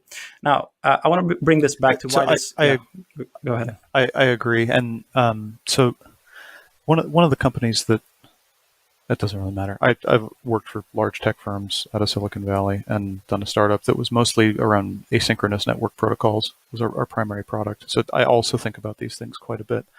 Uh, what you're describing, I think, has been proposed as a kind of solution, but I want you to get to your question, but don't let me forget that I have more kind of on that topic. Okay, that's interesting. Sure. Anyway, the reason why I think that it's so interesting that you bring this up is because in Ethereum today, the reason that fees are as high as they are, we just explained that it's because you have all these high value MEV or arbitrage transactions that are competing for the same block space as the mundane transactions. So we know the Ethereum community is well aware of where this problem comes from. But it's very interesting then in my world to hear that PulseChain would be the solution to that problems, and not. I mean, the thing that I'm bullish about which are rollups. Rollup solutions, layer 2 solutions in the Ethereum ecosystem. They do give you that exact thing that you want. So you want separate chains, but you want a shared security for all of those chains, and you want those chains to be able to interact with each other, maybe directly or through some extra steps. So the rollup environments are perfectly designed to facilitate what we just described that we want. So what you could have is that, like, if you take Ethereum as an example, but perhaps a project known as Celestia is an even better example, where you just have a shared base layer, and then you have rollups, and you can put, for example, decentralized exchange activity and arbitrage activity inside a rollup, and then you can have a separate rollup where you just do payments, for instance. So now, using rollups, you would get these asynchronous execution environments that we need in order to keep fees low in the system. Whereas PulseChain, in my mind, that's just cloning a monolithic mempool environment that has the exact same problems as the Ethereum mainnet itself has. So in PulseChain, how do you, like, don't you think, like, isn't the value proposition of PulseChain that you're gonna be able to do smart are you just going to do hex transactions on PulseChain? Aren't you also going to have all the nice things that you can do with DeFi on PulseChain? Because if you try to do that on PulseChain, you're going to go directly back to the exact same type of environment that Ethereum is today. So, like, in my mind, what you're describing, the problem that you have described, is resolved by creating rollups, not by creating a nearly identical copy of the Ethereum virtual machine and just hoping. Like, how do you even think that that the clone of the same environment, like the same virtual machine, is going to resolve the problems when we know that, and we are both saying that we need asynchronous execution environments, and that's the solution? Mm-hmm. So I can address both of these things. So I personally really like the research and the implementations that have been done so far for rollups. I am partial to the zero knowledge based rollups rather than optimistic. There's a couple of issues. One is just practical. That you and I are not the architects that have been asked how we should solve this. So there is unfortunately going to be some friction in getting the services that need to be on rollups onto those rollups. USDT is probably a prime example. They, as far as I know, have not made any move to move their transfers. They have not made any move to move those off chain or off L1. So I know, like, DYDX has done a collaboration with Starkware to get onto StarkX, and I want to say Uniswap is doing one of the optimistic rollups. Yes. ZK Sync, I think, does Gitcoin grants, and Hex did a massive airdrop with them. So we got 250,000 transfers. So it's not that those technologies are not good. It's that there's a voluntarism that isn't universal. Just by the way, just super quickly, it is super easy to just transfer USDT into ZK Sync and do the transactions there, even though the Tether team doesn't have to support that in any way. It's just transferring an ERC. I know they don't have to. I've used ZK Sync quite a bit. I know that you don't have to. What I'm saying is that USDT, as a good citizen, should move their primary front end and encourage any dApps that interact with them to move to ZK Sync or to StarkX. So that's what I mean by voluntarism, is that I think you and I probably agree that that's a great way to go. You have a very strong security model. It can be off-chain, so you can sort of bring to bear any amount of compute resource that you need. And it's asynchronous. You can kind of delegate your batch compute or offline compute to a separate cloud, essentially. But in practice, not everybody's doing it, and they're not composable yet. So if Curve and Aave, sorry, are those the same project? No, it's CurveFi. No, I think those are different. Those projects. Are different projects. So if Curve and Aave commit to two different rollup technologies, then you've lost some protocol level composability. So that's a challenge. So that's technology that we don't have yet. Now, the other, this isn't really a marketing point, but more of a, it's kind of a Richard point. Richard likes to build products. Hex was a product that he wanted to build, and Pulse is sort of the outgrowth of his frustration with the ETH ecosystem. He said, we can clone what we know works, we can make it cheaper to use, and we can have all the L2 stuff be compatible with our thing also. I think he has an eye towards not cloning it and just leaving it as it is, but it's at least able to have active development. Okay, That's not a direct answer to your question about why is it good. Because some of it is not a purely technical decision. Some of this is a Richard decision and a Hex community endorsed decision of, we'll just have our own L1. And when the L2s all get their act together and they figure out a protocol to be composable amongst each other, then we really will have sort of this ability to have sort of clouds in orbit around a shared L1. In the meantime, there are bridging protocols from L1 to L1. So from ETH to XDAI and XDAI to BSC, or from BSC back to ETH. I think Matic is in there too, though they technically are in L2, but they're effectively their own chain. We can use bridges to achieve composability across EVMs until we have a robust composable L2 solution.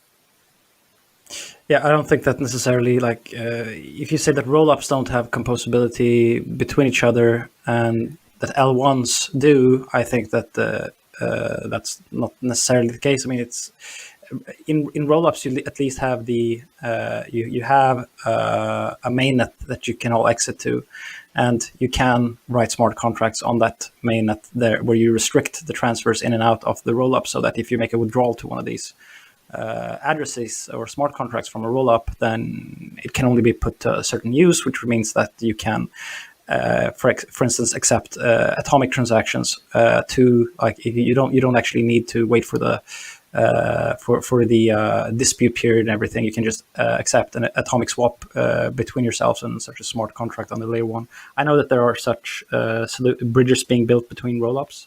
It's much harder to build such bridges between layer ones, where if you're saying that you're going to have I don't think that there's composability between Binance Smart Chain and Ethereum, just because you can wrap tokens and then a centralized or a multisig issues copies of that token and keeps it in a multisig for you. I don't think that that's composability. I think that that's actually cleaves composability into two separate environments where you don't have composability. But what I took away from your answer was that you said that so PulseChain, the base layer, isn't going to be the thing that solves the gas environment problems. You are going to clone the layer 2 solutions that are being built on Ethereum, and also use rollups as the solution to the gas environment and the need for asynchronous execution environments. So you're gonna how you're gonna solve the problems of Ethereum is by cloning Ethereum and then trying to solve it in the exact same way as Ethereum, but at the same time potentially buying some more time, because you are starting you're just taking a snapshot of the current state, so it's easier. It will be easier, and there will be less activity on the Pulse chain in the beginning. That's actually not easier. Just to clarify, it's much easier if we started empty. Yeah, I'm just saying to sync Pulse chain, it's going to require fewer resources because you start from a snapshot and you don't. Well, now there are sync models in Ether that also allows you to start from a snapshot. Anyway, to the point of the matter is that you do agree with me that you do need asynchronous execution environments. That's how you solve the gas fee environment problems.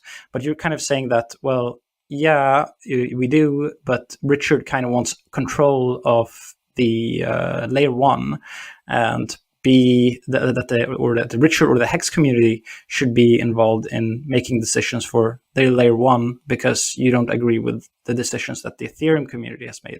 So that's your that's why you think that it's okay to launch this system, even though that it's so similar to the system that you're competing with. So I think I have a 3-part answer. So the first part is composability. I guess I don't want to split the difference on semantics. So we can probably leave that for the time being. Yeah. There are protocols that allow you to bridge between EVMs, so we're not trying to become an island, unto ourselves. I think the BSC folks set a good precedent here, along with the XDAI folks, that you can have additional EVMs that can either have some dedicated purpose, and you can move tokens there for that purpose and then move them back. To me, composability for L2s would mean that you could have a StarkX contract that makes a call out to a ZK Sync contract, so that you don't have a centrality issue where you have to sync to L1 and then sync from L1 to the other L2. That's, again, I don't want to split the difference on semantics. I can just drop that as part of the pitch, because it's not a pitch so much as the latter two things. One, the Hex community at large doesn't agree or doesn't prioritize the same concerns that the ETH developers do.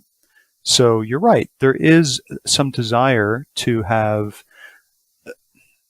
different use cases considered when developing new features or refining whatever the model is for the base layer. So that's the Richard builds products, and the community is kind of behind that initiative, that we collectively either have a different set of use cases that we want to try and optimize for, or prioritize different things. The model for inflation is different. I'm actually not as interested in this part, but it is just a fact that there's going to be a capped supply, and that there's just going to be a consistent burn of tokens across time. Now, yeah, that's I was actually waiting for you to bring up that part because. Oh, okay. Then let's defer on that. I'll say the third thing, and then we'll do that. Sure. So then the third point is, I don't think we are looking, and when I say we now, I'm talking about the team that's working on PulseChain. I don't think we're looking to solve anything once and for all. I mean, you were talking about like what's the long-term solution, and this goes back to more. You and I are not the architects of blockchain, because there are some things that I think we would do differently, or that we would work harder to get alignment from dApp developers or very popular tokens to move to L2s, or get the L2s to prioritize working with each other. But the fact that everyone's independent actors, there is a little bit of having to take your destiny into your hands, and that's where the Hex community is, and I think that's where Richard's mindset is. And again, this is an outgrowth of the experience that we've had trying to just do some mundane things once in a while on ETH. So we don't need to solve it once and for all. I don't think Richard has any pretense that he's a galaxy-brained security expert that's going to solve it once and for all. He's making he had an idea to do a kind of tactical thing that meets his use case. He wants to put his own touches on the product and have some say on what the value hierarchy is going forward. Yeah. One of the things that he values is this idea of fee burning and accruing value through reducing supply, which leads you to the point you wanted to make. Yeah, well, just to be clear, I think that what Richard likes to do more than doing any of these things that you just mentioned is raising money for a new project, because in the Hex system there was an opportunity to buy Hex by sending money to Richard, the origin address, and now you can't do that anymore. So how is Richard going to earn money now that he nobody's purchasing Hex tokens anymore? So now there needs to be a new token that you can purchase, and there needs to be a story for Hex. So I think that this is the reason why PulseChain came into the picture, and it's very. I mean, I can definitely see that if it costs you $1,000 just to unstake your Hex, then there is a very there's an enemy you can very easily point to and say that this is the enemy, and we need to fight that enemy. And when we're fighting that enemy, I'm going to launch a new coin and I'm going to raise hundreds of millions of dollars that's going to go directly into my pocket. And I'm going to address these problems that we currently have. So I would say that, I think that this is probably not the last project that Richard is going to launch. I think that, that's doing these token sales, selling tokens is immensely profitable, and as long as you can find an excuse to launch a new token, you're going to do that. And I think that we're soon going to see some type of Dan Larimerism being associated with Richard, unless he stops doing this. I mean, at least if you launch a new project, it can't be just we're cloning the EVM and we're cloning the Binance Smart Chain and we're making some very small changes to it, and then because how much my other project went up in value, you should definitely invest in this one. And that's, I think, is how what's going on in his mind the most. I don't think that he thinks that deeply about how to actually address the fundamental problems of scalability of smart contracts. He just defers that to other people that can do some of that thinking to him while he makes the big bucks. Anyway, I was asking you previously about, okay, so with Hex versus Ether, then Ether has this in Ethereum. It has this responsibility of paying for the security budget. And I asked you, okay, so how is PulseChain going to be different? How can Pulse be a store of value? And I was waiting for you to say, well, in PulseChain, there isn't going to be any inflation. There's going to be 0% inflation because the validators only earn from transaction fees. And that's something that I've heard, and I was wondering if that's true, if that's legit. Because, that's true. Okay, I mean, I suppose that's both good and bad. It's good in the sense that you can make different arguments in favor of PulseChain than you can for Ether, but it's also bad because I mean, have you seen how this thing works in the past? I mean, I think that one of the most beautiful or good things about Ethereum and the recent EIP 1559 upgrade was that you would have constant block rewards in the system, and then you would still have the opportunity to perhaps net out at a 0% net inflation, but there will always be a stable security budget in the system. If in PulseChain validators are only earning transaction fees, I mean, do you know how many problems that causes in terms of game theory, reorging incentives, MEV? If if the incentive to reorg the chain all comes from the transactions fees, which can change dramatically. I mean, I don't know how much you know about miner extractable value or MEV that's often talked about. A huge problem for a smart contract system would be if all the MEV just sits in the transaction portion of mining a block, and because you would have these blocks that anybody would earn so much from being the one that gets to mine those transactions, that there will always be an incentive to reorg or to act not in good faith with the other miners, to try to get a private access flow to certain transaction types. I mean, this model of having 0% inflation, no block reward, no security budget at all, just relying on these very volatile transaction fees. This is the whole problem with. I mean, that's the main criticism that people raise towards Bitcoin, for instance. That after the rewards are gone, then the system is going to function on transaction fees only. And because transaction fees can be so volatile, you're going to have sometimes a lot of security budget in the system, and then it can drop drastically, and you have almost no security budget in the system. So this is a very controversial design decision to go with 0% inflation. I think that going with EIP 1559, where you try to create a system where the inflation in the system is netted out by a burn, is a much better way to reach 0% inflation than having no block rewards at all. Like, I don't know how you think about that. Don't you foresee a number of MEV type of challenges of having no block rewards in the PulseChain system? Have you run any simulations on that, or observed other systems that have no block rewards and where people only earn fees? Or how can go ahead.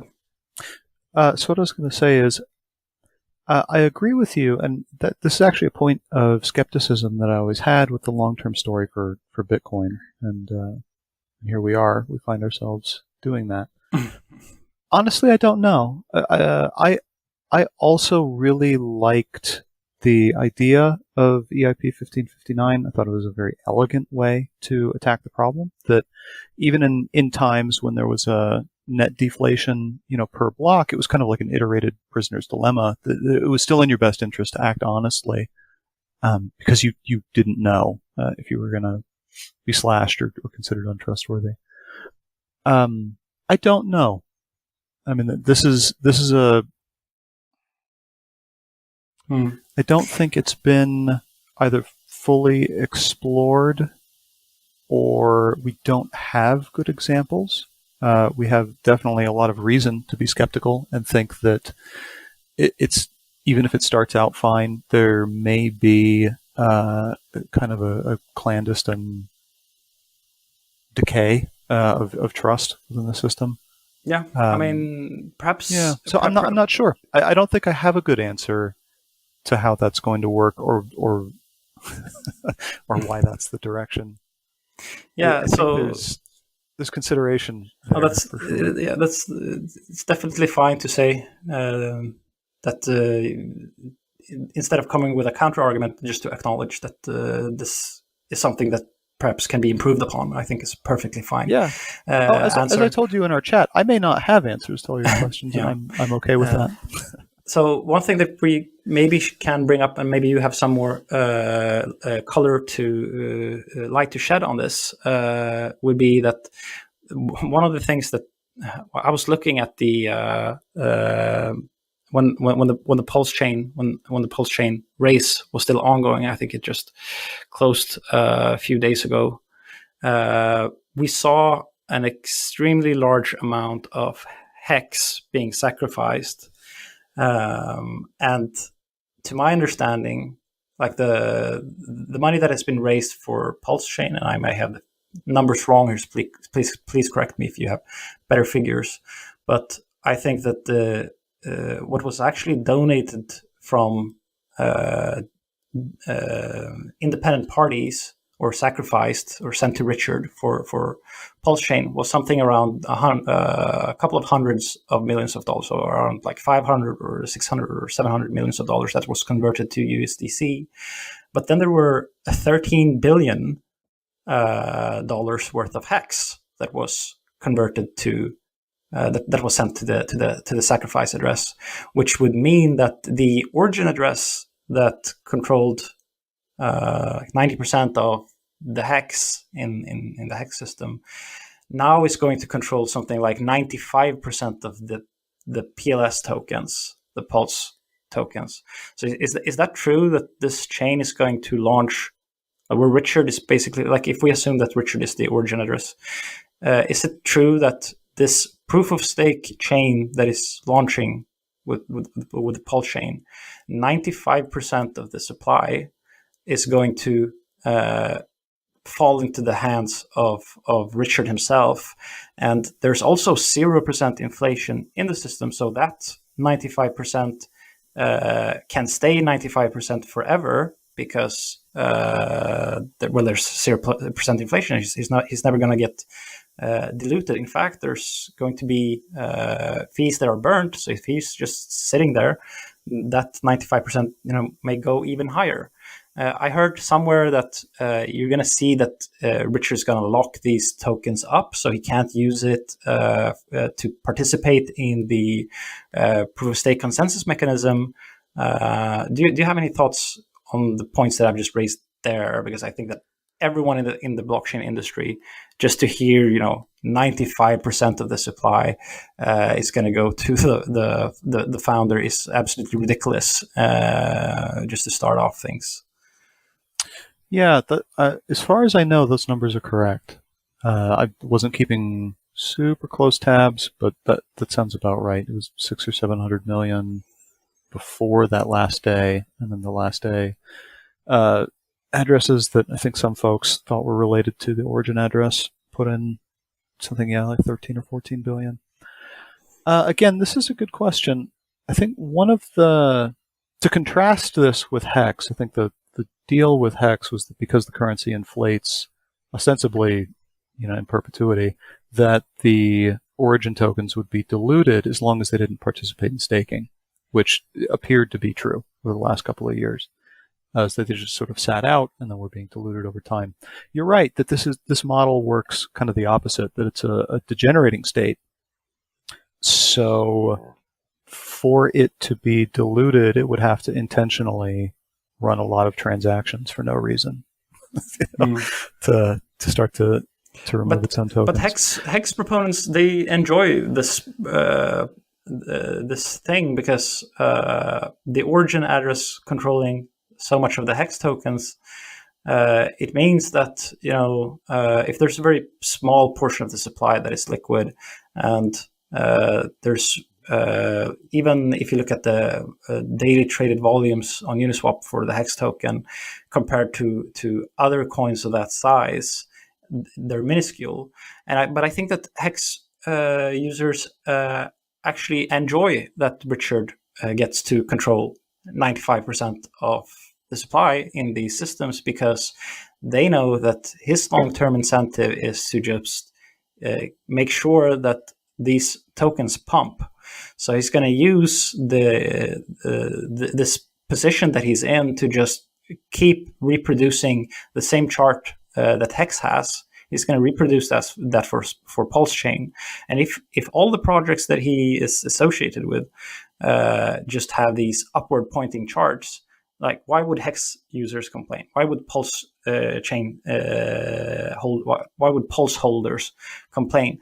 They actually enjoy the fact that he can sort of corner the market or have the economic muscles to pump his own coins. Even if the reason that he's doing that is just so that he can create another token sale and raise another $700 million on that raise based on the performance of his previous coins. So I don't think that it's necessarily something that the Hex community takes issue with, and I think they call me a communist whenever I bring it up. But of course, that's a comment. Yeah.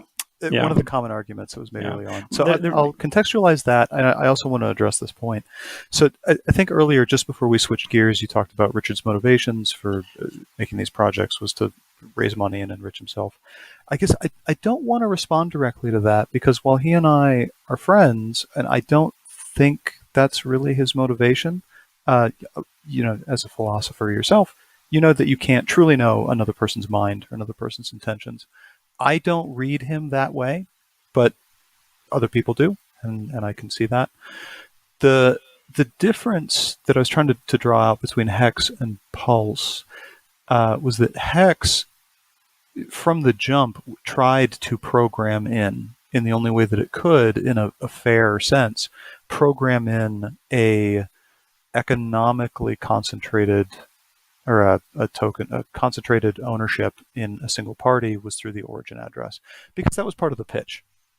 And it was in all the documentation that I wrote, was here's the idea. You can lock up coins, you can then participate in inflation so that you yourself are not diluted, or you can take advantage of market timing things.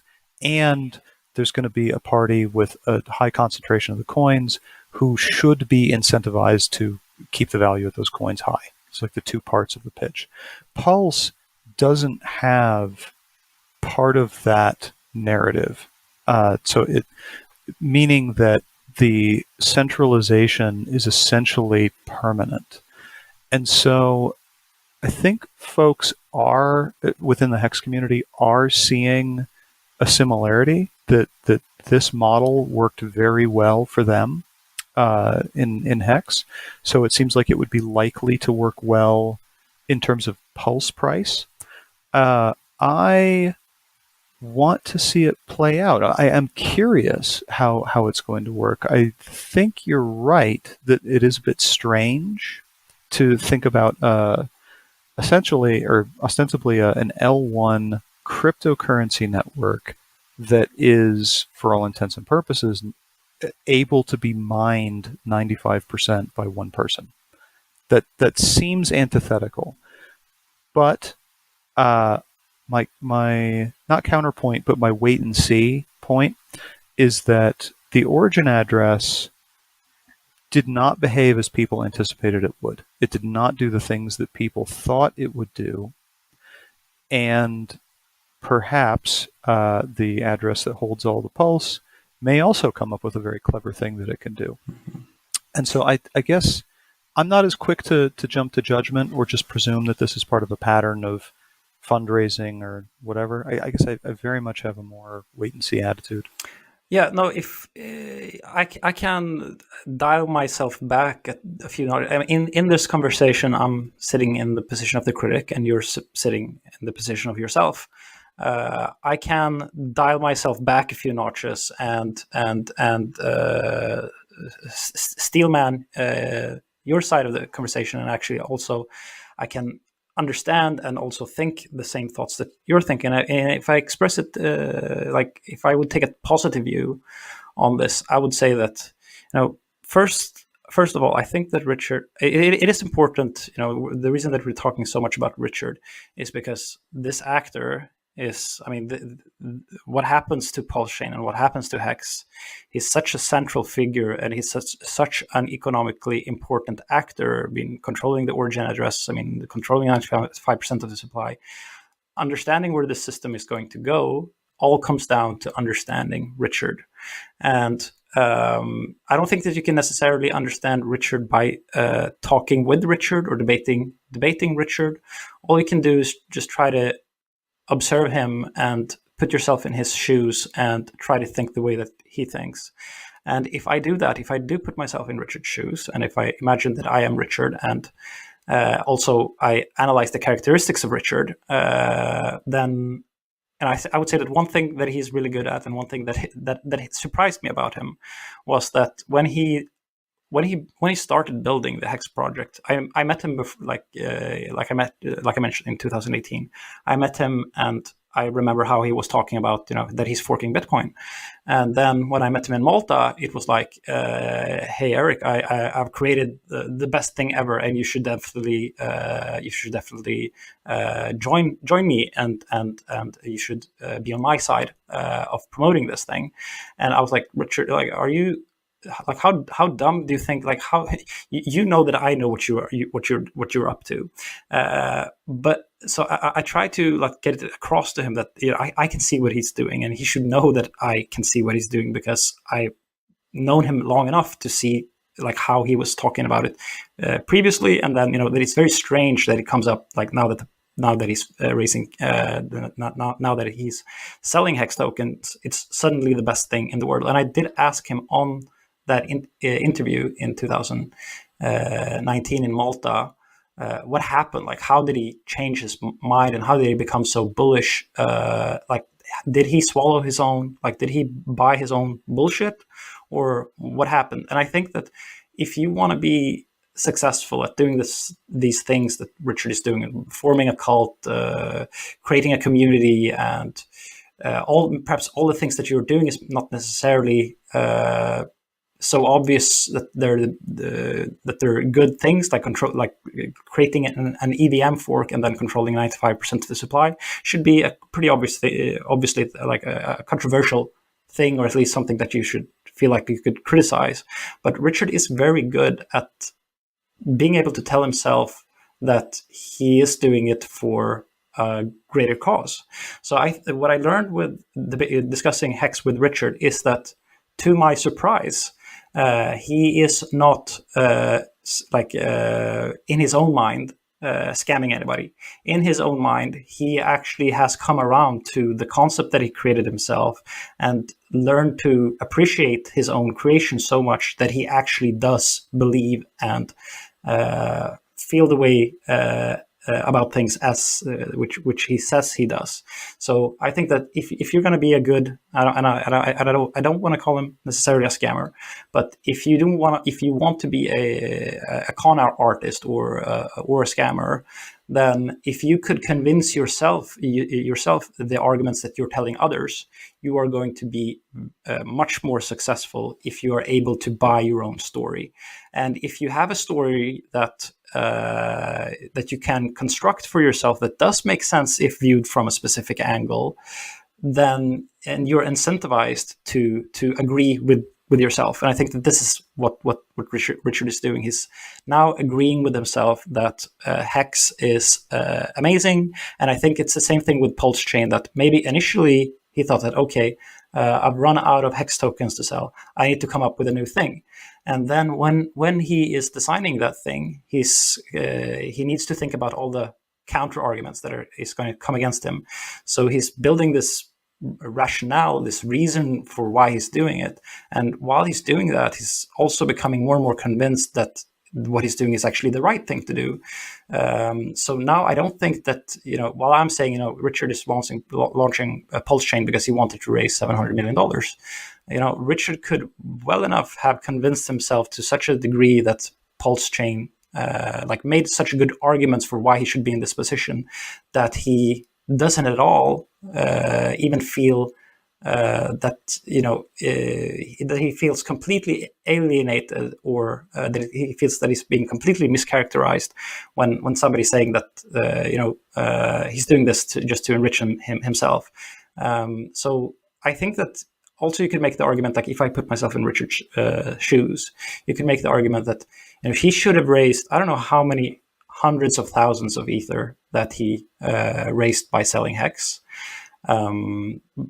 And I don't know how much of that was recycled, or if, what exactly happened there. But I think that it is reasonable to assume that he has hundreds of millions, if not billions of dollars, that he already has to his name, that he can move and do enough things to not have to care about money for the rest of his life, basically. So I don't think that money is no longer a motivation to him necessarily, that he doesn't need to keep raising money just to keep making himself richer. He already is as rich as he ever aspired or hoped to be, perhaps. I think that it's more likely that what he's doing now is that he feels that he got into the cryptocurrency community, and then he created Hex, and everyone alienated him, and now he just, what is he going to do with his life now? Is he just going to party on yachts with the money that he has? No, I think that what's much more enticing or exciting for him now is to go to war with all the people that said that he was a malicious actor or that he was doing something wrong by now. I think that he might be perfectly motivated to just take PulseChain, fix the things that he thinks that the Ethereum crowd did wrong, and then use all the money that he has to perhaps set up an ecosystem fund to pay for developers and pay for projects to launch on his chain. And I think that that's what he wants to do. He wants to compete with other blockchain creators at that level and become a dominant, like a powerful person by virtue of having a very competitive smart contract platform. So I would agree with you that it's not, perhaps it's not necessarily necessary to think that, oh, Richard is just saying having very good arguments and saying very nice things about his projects. I think that it is fair to believe that he completely is committed to making these projects successes as well. And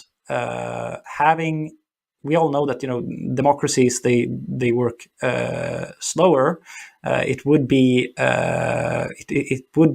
if you could have an authoritarian, a single figure dictator. If you had a benevolent dictator, then that system could be much more efficient.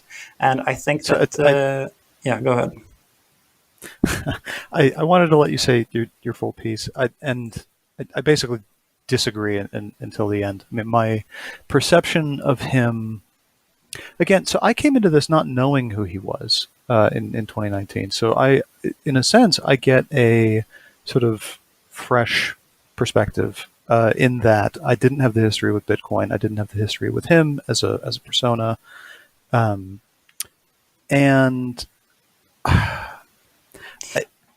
I just don't get the personality that you're talking about, that there's the self-deception. What I do get is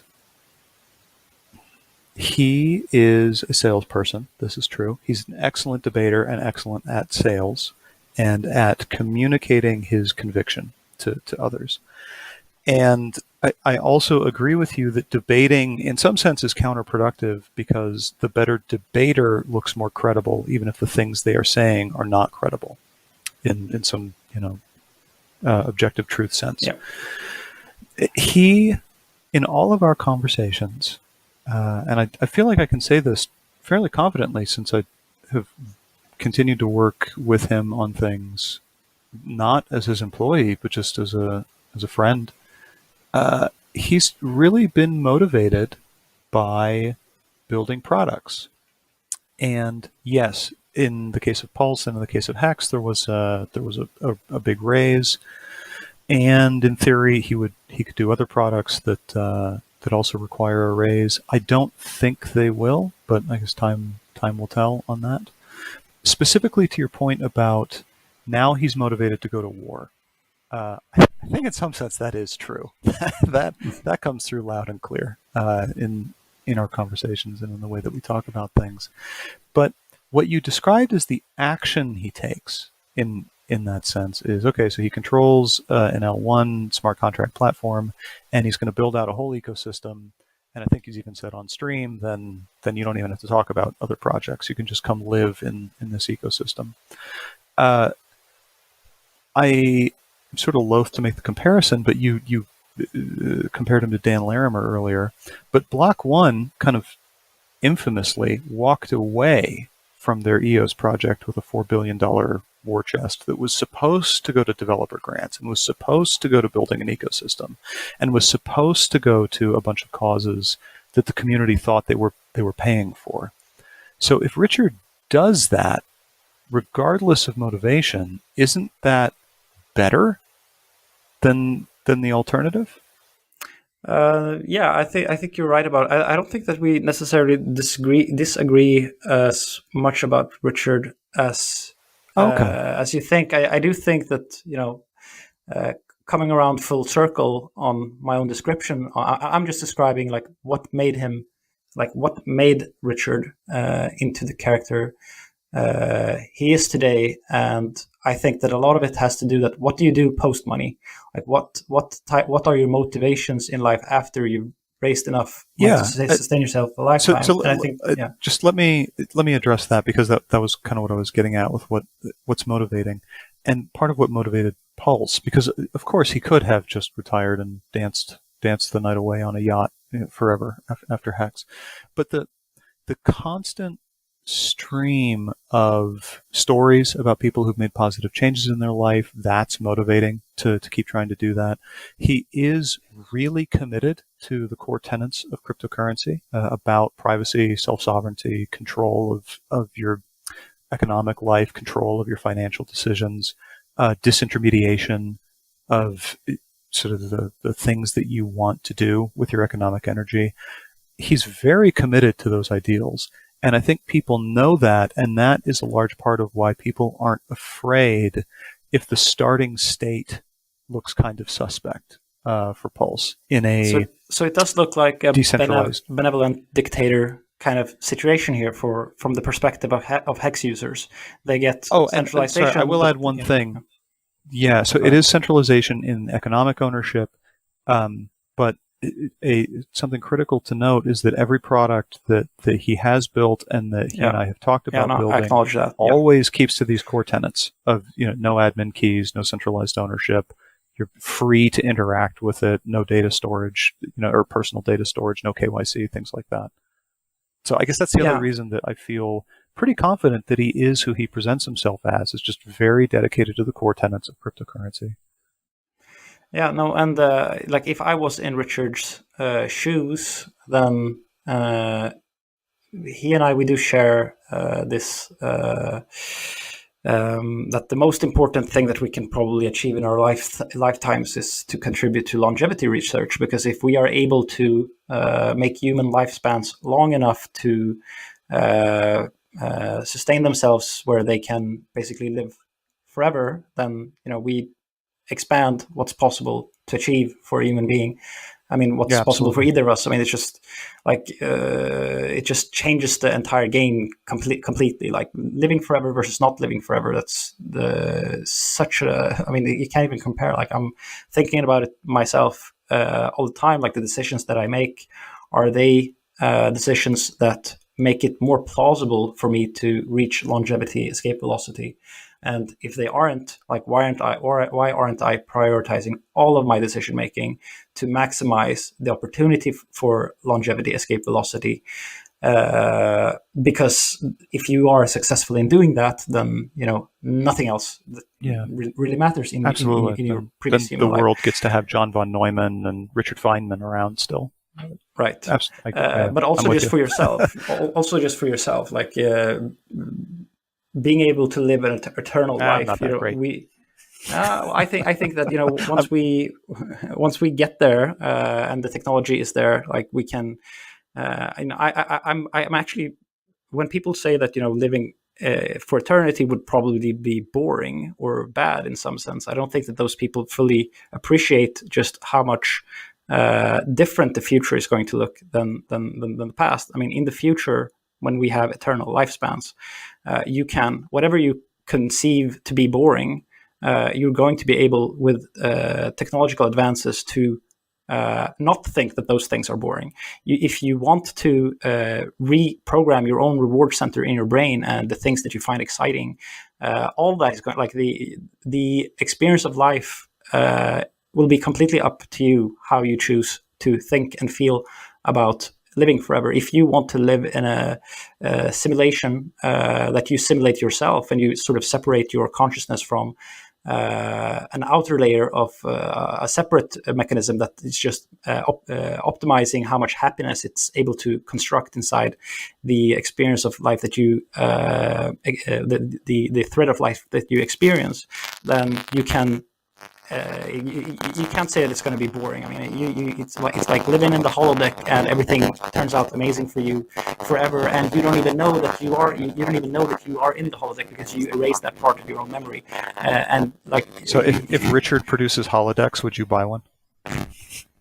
I mean, what I'm trying to say is that if you have this longevity escape velocity thing dangling over your head, that is impacting your decision making, and we both assume that Richard is such a person, then anything that he is doing right now could be subordinate to that longer term goal.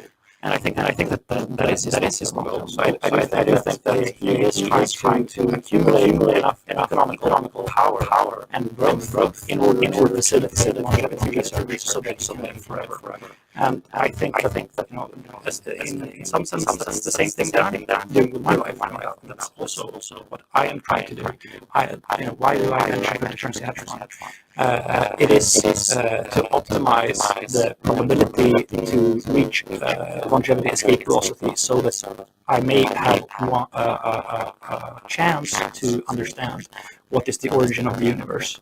And I think that Richard is probably like the same type of person. So this, if you think about life that way, then raising a bunch of capital from cryptocurrency investors, it doesn't really matter in the grand scheme of things. It doesn't really matter in the longevity, the answers to all the questions of the universe and life. Like it's a very small, like to him, cutting corners in cryptocurrency token sale ethics is probably a tiny thing in comparison to what can be achieved in the future if you are an economically powerful enough actor to fund serious longevity research programs that can eventually reach escape velocity. So I think it's twofold. I mean, I take your point that there's some ends that maybe justifies means that you find questionable, which I'm typically in agreement with, that the ends don't always justify the means. And in this case, maybe we're splitting hairs on how nefarious the means are. What I'm saying is that in practice, what we have seen, and I think maybe what has changed him, is how he was able to successfully communicate how valuable some of these ideals are. So again, sort of the core tenets of cryptocurrency around self-sovereignty and delaying gratification and financial independence and responsibility with freedom, or freedom and responsibility over your own transactions and decisions.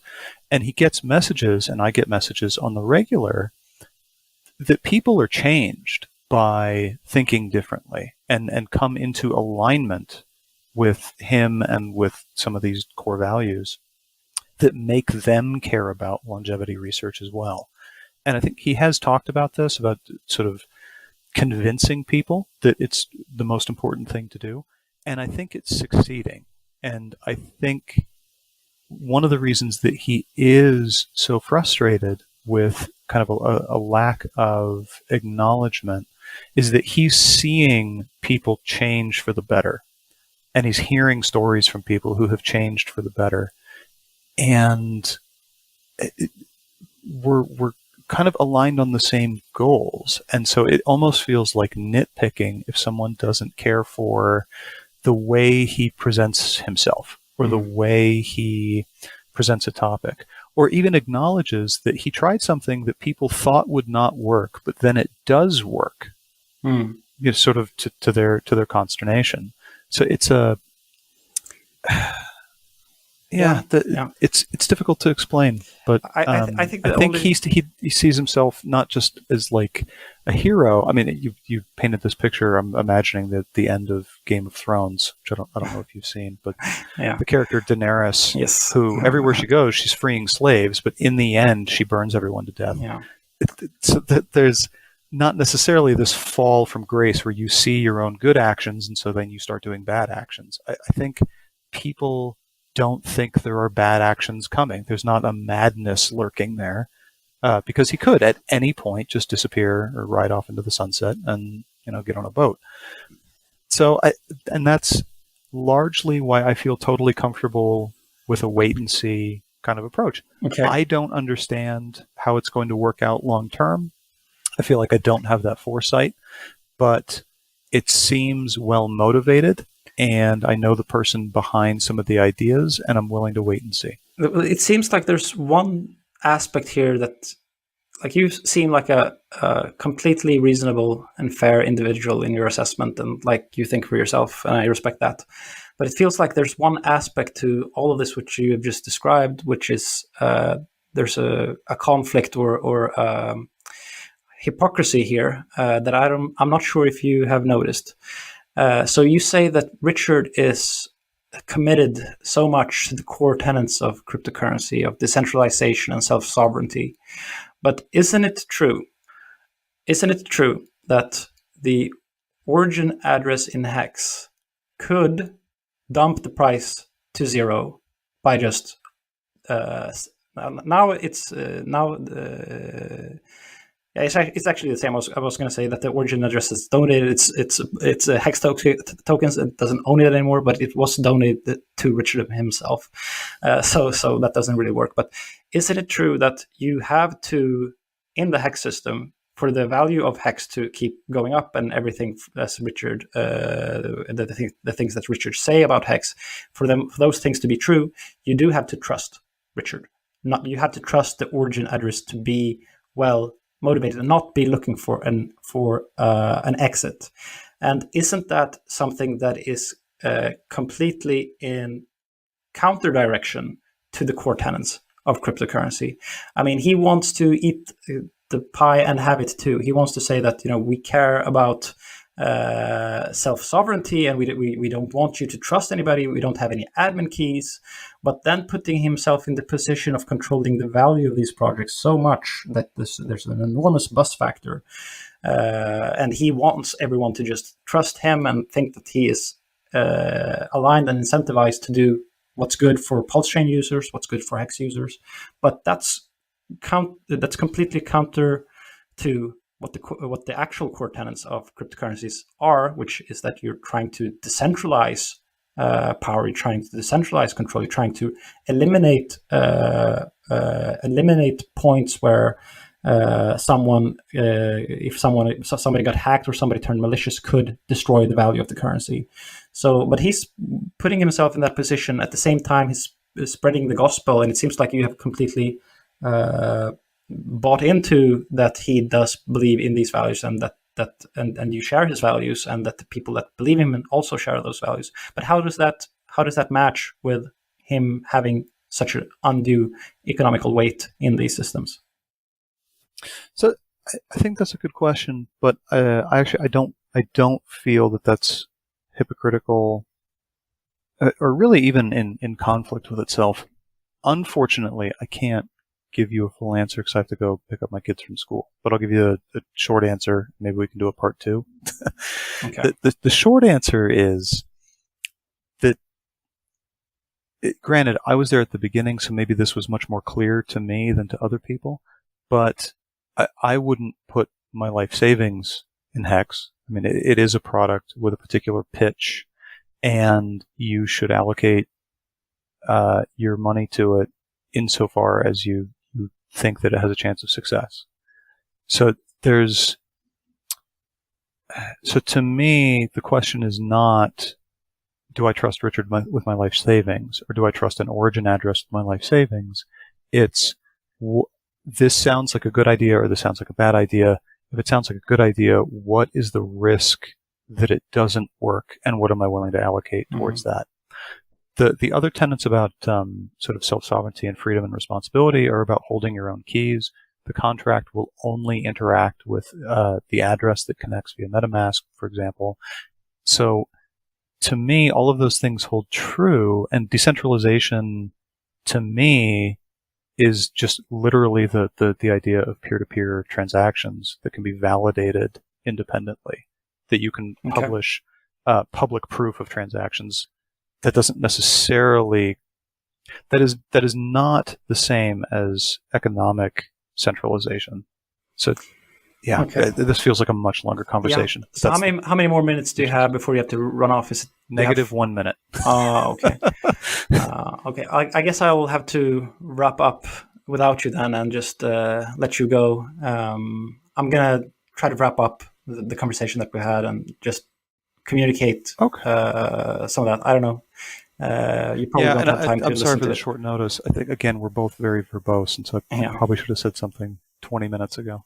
Yeah, no, that's completely fine. I'll just wrap up on my own. And thank you so much for participating in this very long conversation, and appreciate all the arguments that you have brought up. And I thought that they were well articulated and well argumented, and I don't have any disagreements with you as a person.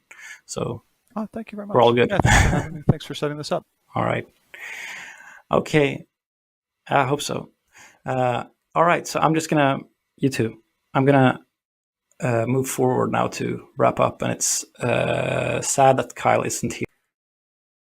All right. So the recording just stopped when Kyle dropped off Zencaster. So I'm gonna take some time to just wrap up the last parts that I wanted to get across. It's sad that Kyle won't be here to comment, but hopefully he can perhaps record his comments on his own afterwards, after he's heard mine, or he can just leave them as a comment somewhere so that people can hear his side of how I'm wrapping this up. So, people ask me about what I think about Hex, and I give my opinion on that, and I try to do it fairly. And now with the PulseChain launch, people are asking me again, so what do I think about PulseChain? And I have said very negative things about PulseChain in the public eye.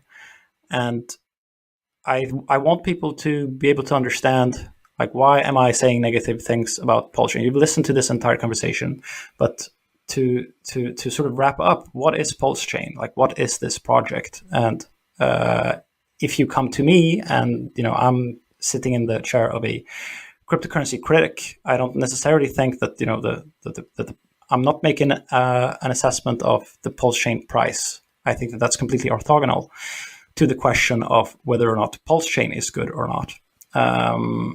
So I'm going to address the technical platform here. So what you have done, to my understanding from speaking with Richard and Kyle, is that you collapsed Binance Chain and Binance Smart Chain into one, which Kyle just described, and that seems like a good thing to do. I mean, you don't want two separate chains, one chain to decide which the validator set is for you on another chain. That's unnecessary complexity that makes complete sense to collapse into a single system, which PulseChain is. It's not exciting enough on its own to make this project exciting. You have to remember that there are dozens of high-profile, well-funded, well-researched smart contract platforms competing out there.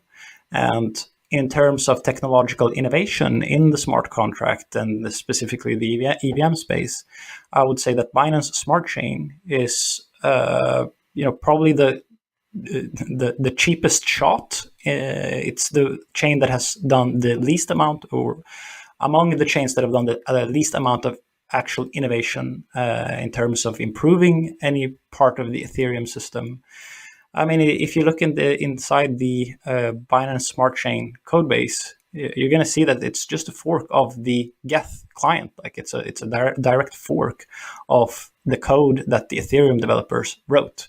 And then they built a very primitive, unimpressive proof of stake mechanism on top of that. That is not, unique or mentionable or doesn't have any interesting synchronicity or liveness properties compared to anything else. That it's just like the standard the most boring instance of a proof of stake system. It's not something that allows for an extremely large validator set, or for the chain to progress, even if more than a third of the network is offline. It's just a very, very basic, boring proof of stake mechanism that is latched on top of the Geth code. So Binance Smart Chain is technologically unimpressive in and of itself, and the only interesting thing, or the only good thing that Binance Smart Chain has, is that it has direct on-ramps from Binance, which is the largest cryptocurrency exchange.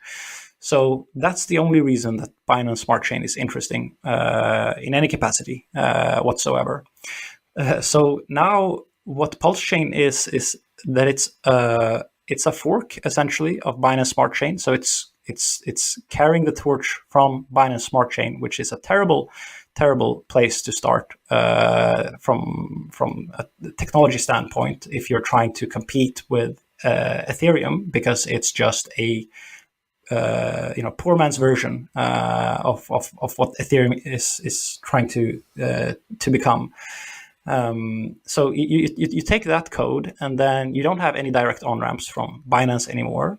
And yes, it's true, you collapse the Binance chain and the Binance Smart Chain into one. But like I said, that's not that important, or it doesn't make this product any more exciting.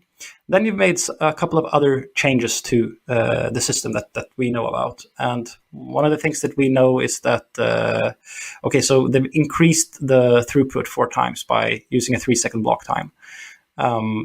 We all know that's not scaling the system. It's just centralizing the system more, because it will be the state of the Pulse chain is going to grow faster than the Ethereum system does. So it's more it's going to be on the long term more resource intensive to keep up with this increased throughput than it is, and it's already difficult to validate the Ethereum system today. So increasing throughput 4x while not actually introducing any scalability benefits to the system is that's just not impressive in any way at all, and it's just a very centralized EVM that's being created here. Then we can think about, like, how does this system start? Like, how does it sync? Like, what's the starting point here? And that's the point where PulseChain is very interesting, and that's the main reason that I've followed this project to begin with, is that compared to other EVM forks, PulseChain is also, it's taking a snapshot of the current Ethereum state. So all the dApps that are deployed, all the balances, all that stuff is copied over to PulseChain. So when PulseChain launches, it's already going to have smart contract applications like Compound, Aave, Curve, all those applications, and MakerDAO, all of those applications are going to be like installed in the chain.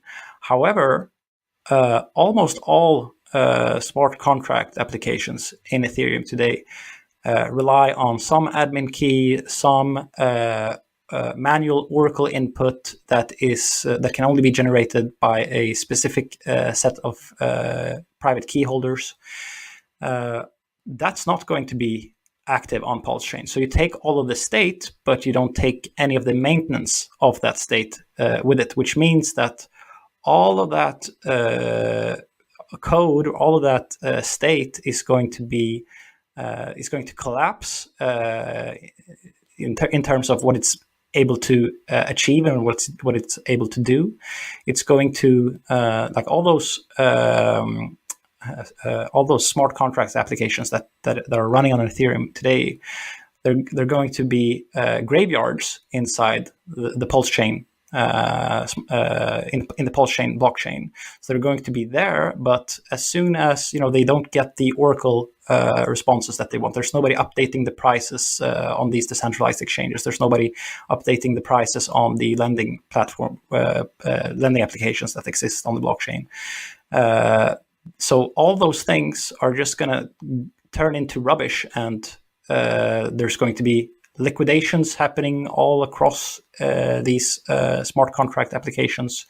And the ERC20 values, like the value that is associated with these ERC20s, that is all over the Ethereum project, like the Uni token, the Curve token, Aave token, all of those tokens, because they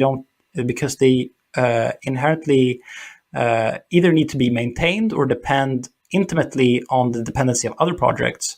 All of that is going to collapse on itself, and these ERC20 tokens are going to become valueless, and all that state that you've installed in the PulseChain is just going to be several gigabytes of state that you need to that your node needs to manage, but it doesn't actually do anything. It's just a graveyard.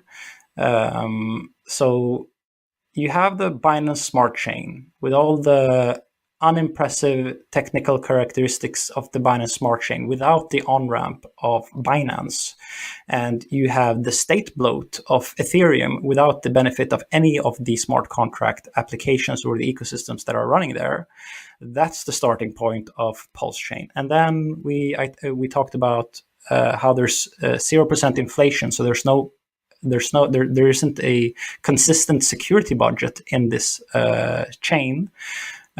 Which means that the game theory that is being promoted as improved here is, in fact, this is going to be a pretty crazy experiment that has all the security budget aspect problems of Bitcoin when all the Bitcoins have been mined in the year 2140, all those problems that people are so worried about in Bitcoin, all those problems are going to exist on PulseChain, but it's also going to be a smart contract platform where the incentives for miners or validators to reorg transactions are much higher, because there's much higher value transactions in smart contract platforms than there is in a system like Bitcoin. So you're taking the worst of so many words. You're taking you're taking the security dilemma of Bitcoin into PulseChain. You're taking the Ethereum state bloat into sorry, did I say into Bitcoin?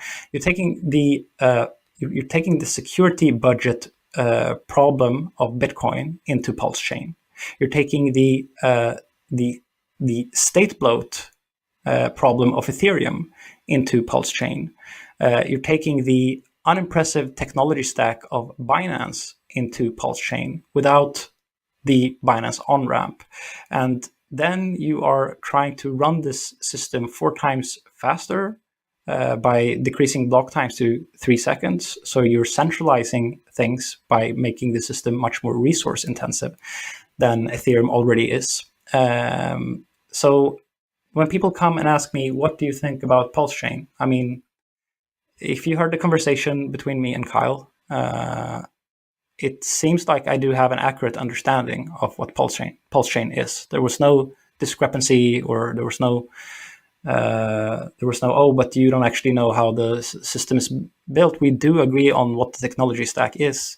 And when you hear me describe this from a technological standpoint, how can you expect me to say that this is a good project? It's, I mean, I've almost never seen,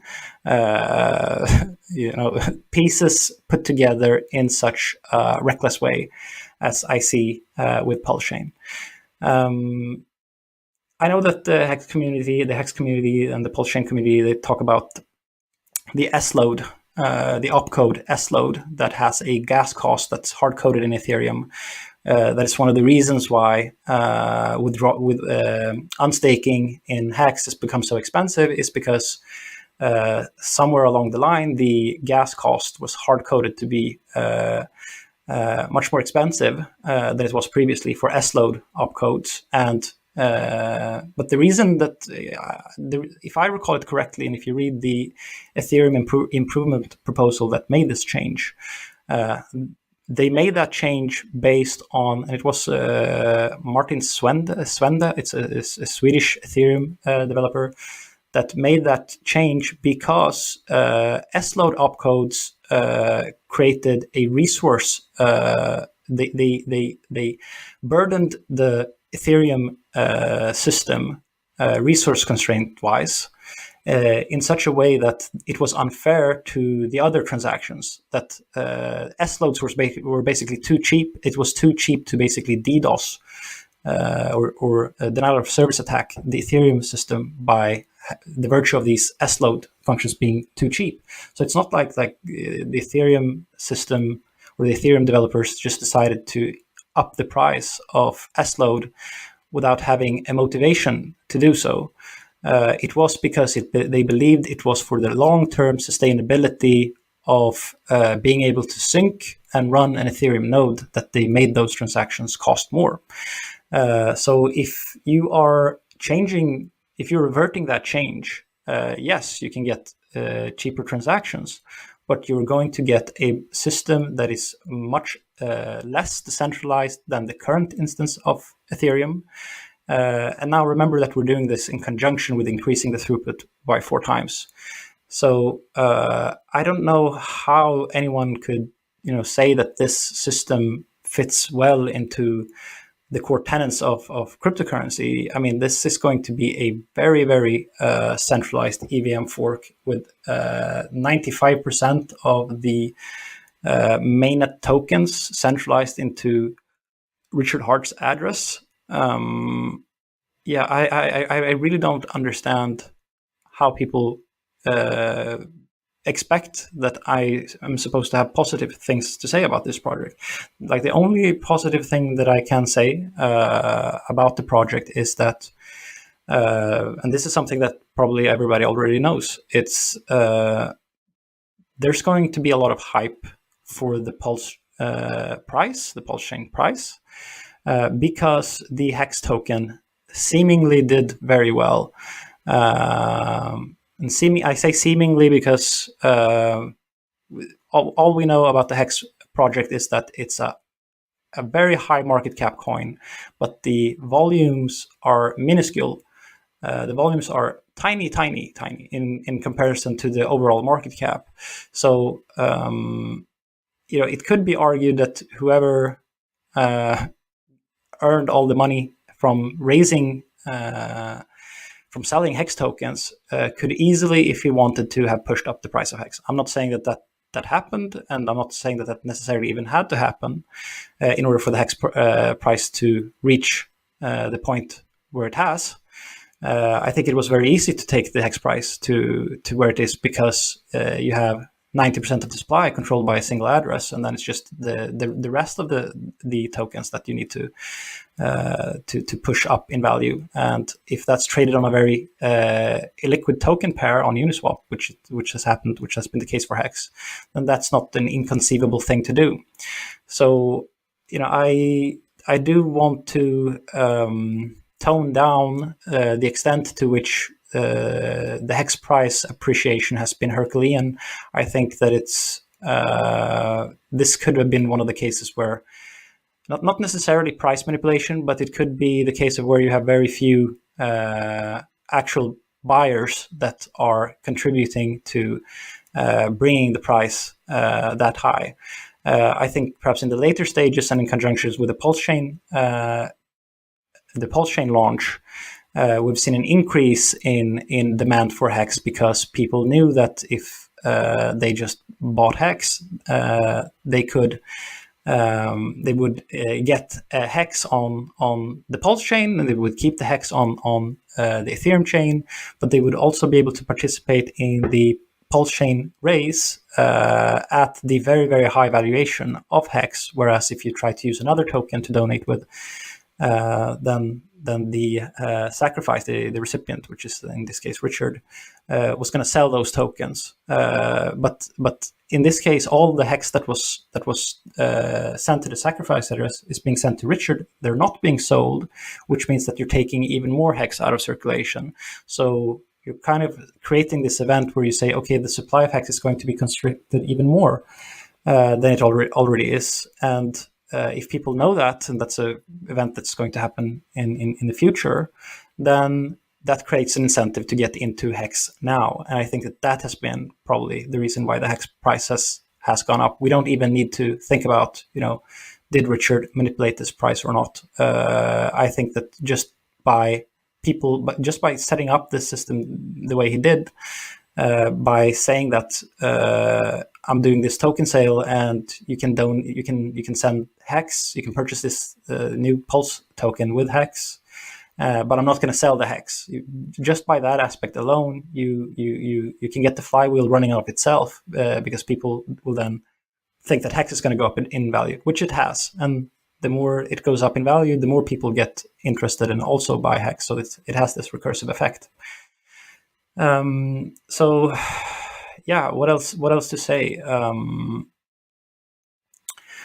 There's even after having had this conversation with Kyle, I didn't hear anything about the value proposition of Hex. I was a bit surprised that he said that, Hex is not positioned to become a currency. It's not something that we see as a competitor to BTC or Ether in terms of becoming a medium of exchange. It's more of a store value asset.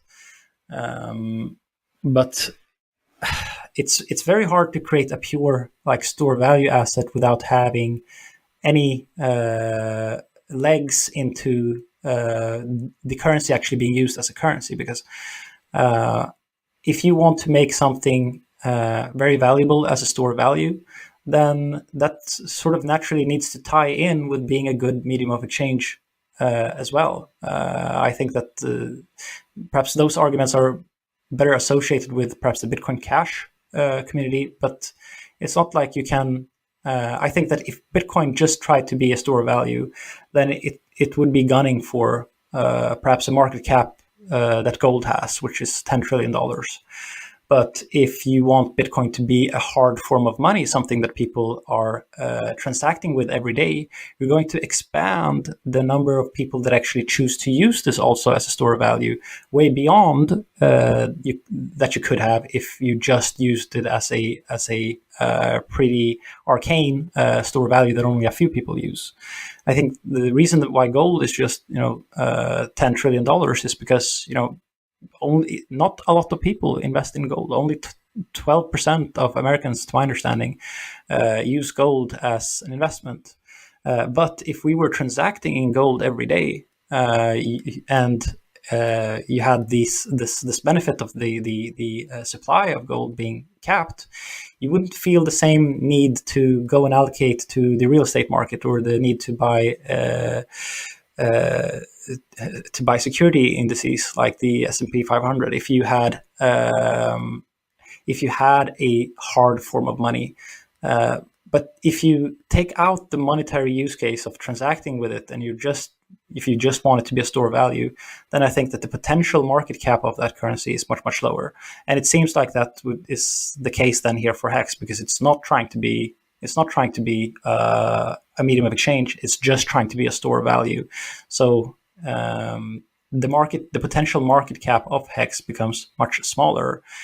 And I wasn't successfully convinced. I mean, you heard the discussion that we had, which was around, okay, so if you hold Hex, do you actually get any benefit from these other people locking up their Hex if those people that lock up their Hex were already people that were aiming to be long-term holders of Hex? I mean, you have the same aspect in Bitcoin, right?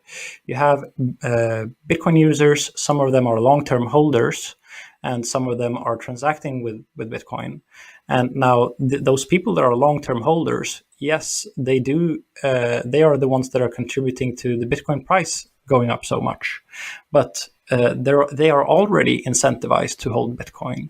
You don't need to attach this extra economical gain where they can stake their Bitcoin and receive an inflation in Bitcoin in order for people to do that. You already have long-term holders. And I think in the case of Hex, who knows if there was no staking feature, if you made the currency itself interesting enough by having let's say, a layer one that was scalable or private or flexible or dynamic enough for the base currency to be interesting of itself, you would have natural holders.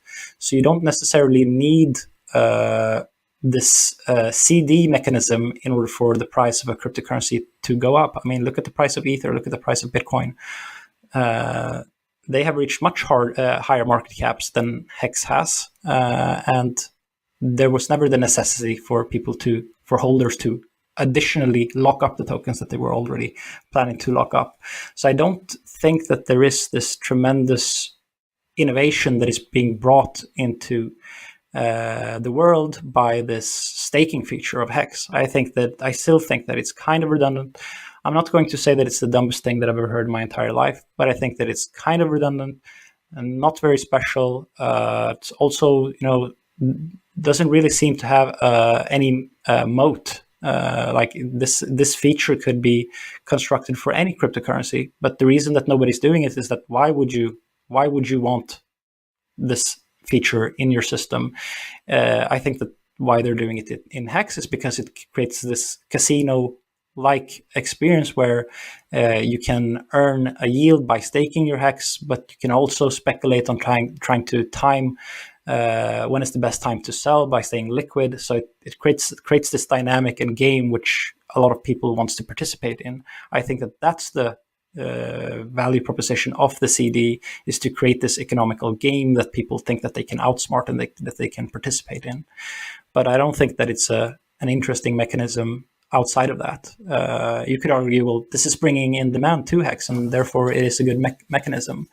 I suppose you could make that argument, but I don't think that creating attractive speculative games is necessarily the thing that we should be focused on if we're trying to build sustainable systems in cryptocurrency. I mean, all that has to happen for people to not want to participate in the Hex game anymore is that there's a huge sell-off, and all those staked token holders get burnt.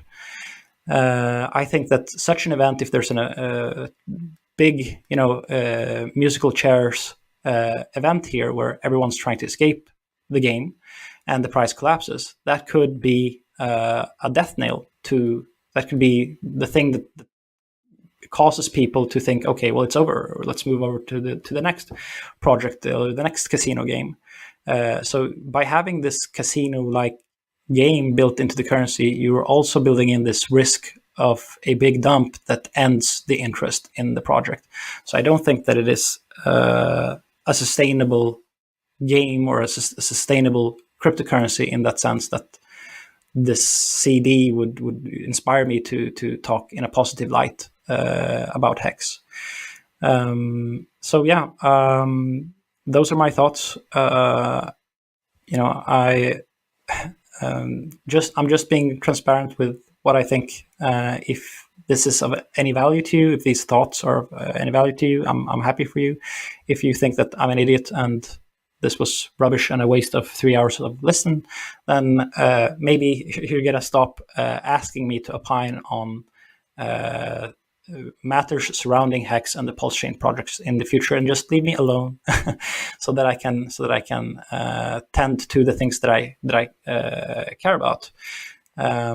So yeah, that's what I have to say about Hex and PulseChain now.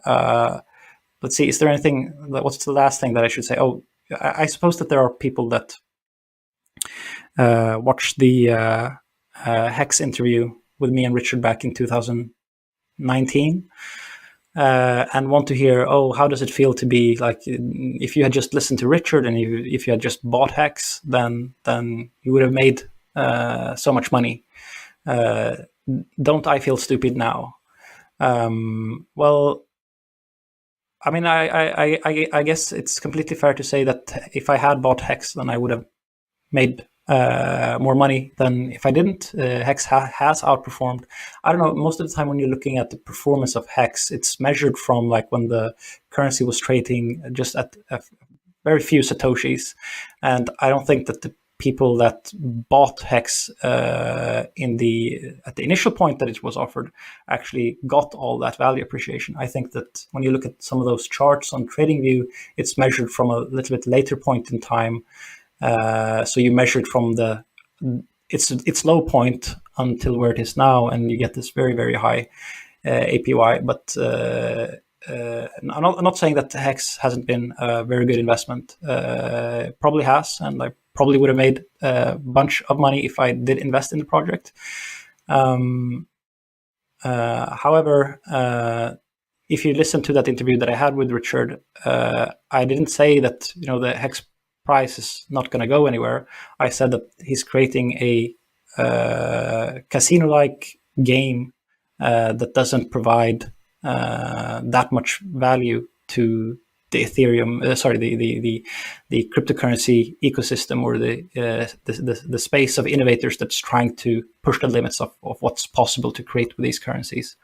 And in a casino-like game, yes, the price can go up a lot. And if I had understood, if I knew how committed Richard was going to be to this project and wasn't as skeptical, then that would have seemed like a better deal at that point in time.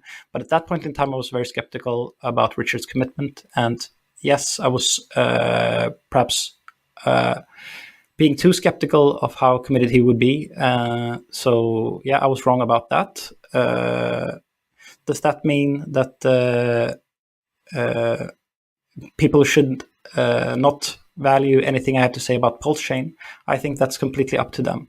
If the reason that I'm recording this is because people are continuously asking about the opinions that I have about PulseChain, and I think that perhaps by recording this podcast, I can highlight some details, some information about the project that perhaps wasn't known before, and I can also offer my thoughts. But yeah, don't have anything more positive to say about the PulseChain project than that. But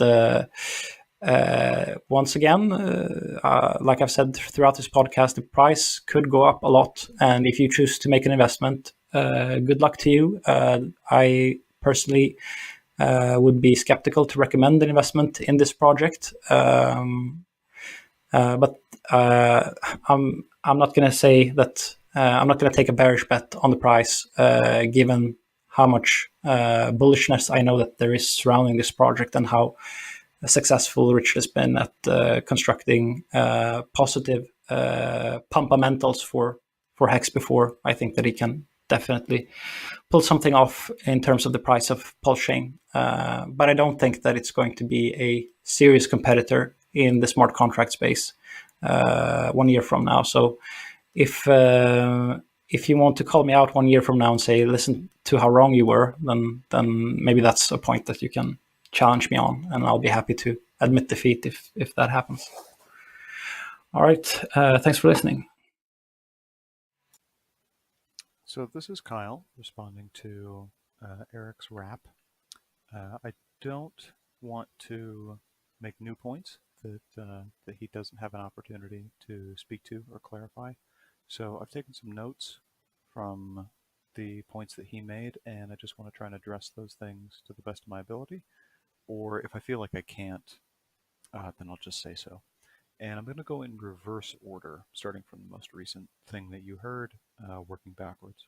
So first, he said, come bother him in a year, if Pulse is wildly successful or not, I suppose. So you heard it, beginning of August of 2022. We'll probably sync up again, or at least I'll try to, just to see where we are, see what's happened, and we'll revisit then. So he mentioned that people may level the criticism, hey, don't you feel dumb? You didn't buy Hex in 2019. I guess I just want to support him in the fact that, there's more important stuff than price bump. He seems like a person who's very, very interested in technical fundamentals and is looking for new, interesting technological solutions to problems. So I guess if I were him, I wouldn't take that as a criticism. There's just different things important to different people.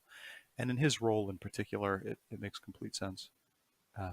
why he wouldn't just be, looking for, price action only, especially if it's inexplicable to him. Why price go up?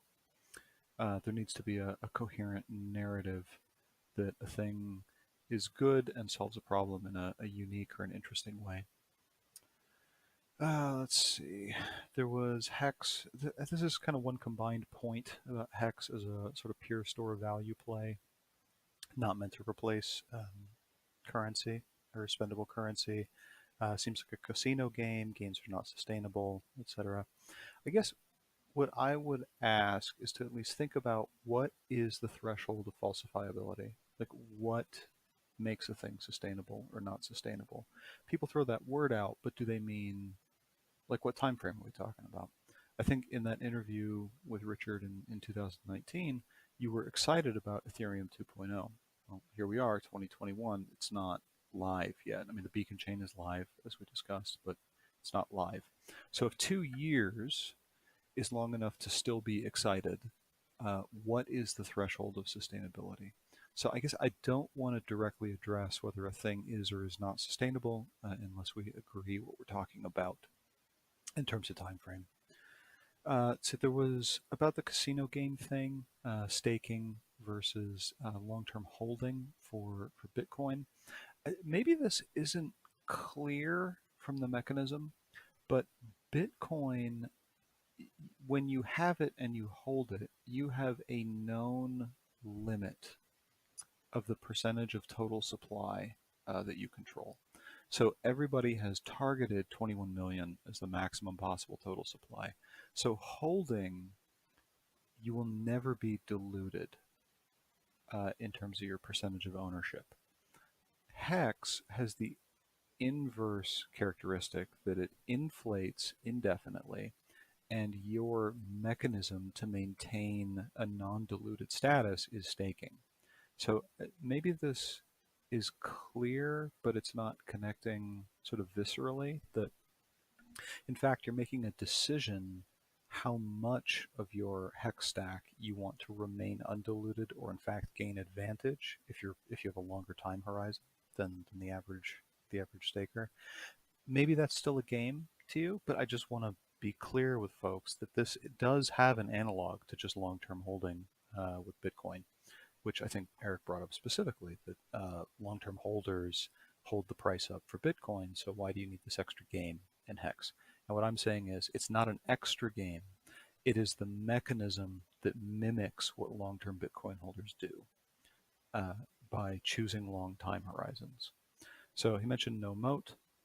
All I'll say is people have tried to copy Hex, and you didn't know about them to even mention them. So there seems to be at least an ineffable quality that's name probably rhymes with Richard Hart that cannot be copied, and maybe that's moat enough. I don't know. I'm saying that a little bit tongue-in-cheek. Truly, there have been rip-off projects that have not done very well in terms of price or even awareness in industry. You mentioned that pure store value may not be a play, and that if we transacted in something like gold, maybe people wouldn't diversify as much. I actually don't agree. I think historically, the examples run completely contrary to that. Gold-backed currency was a thing until World War I in the great powers of Europe. Wars are expensive, so they had to break the gold standard and borrow money from the U.S. World War II was expensive and ultimately led to leaving the gold and silver standards in the U.S. Because we needed flexibility in money supply. So I'm not convinced of that because we still had a stock market, we still had a real estate market, we still had other clever ideas about how to deal with this abstract notion of wealth and of investment. Corporations existed as early as the 1600s with the British East India Company. That was a contemporary of gold and treasure and pirates and stuff. So I think these things can all exist in parallel, and some of it is about what people value in the characteristics of those things.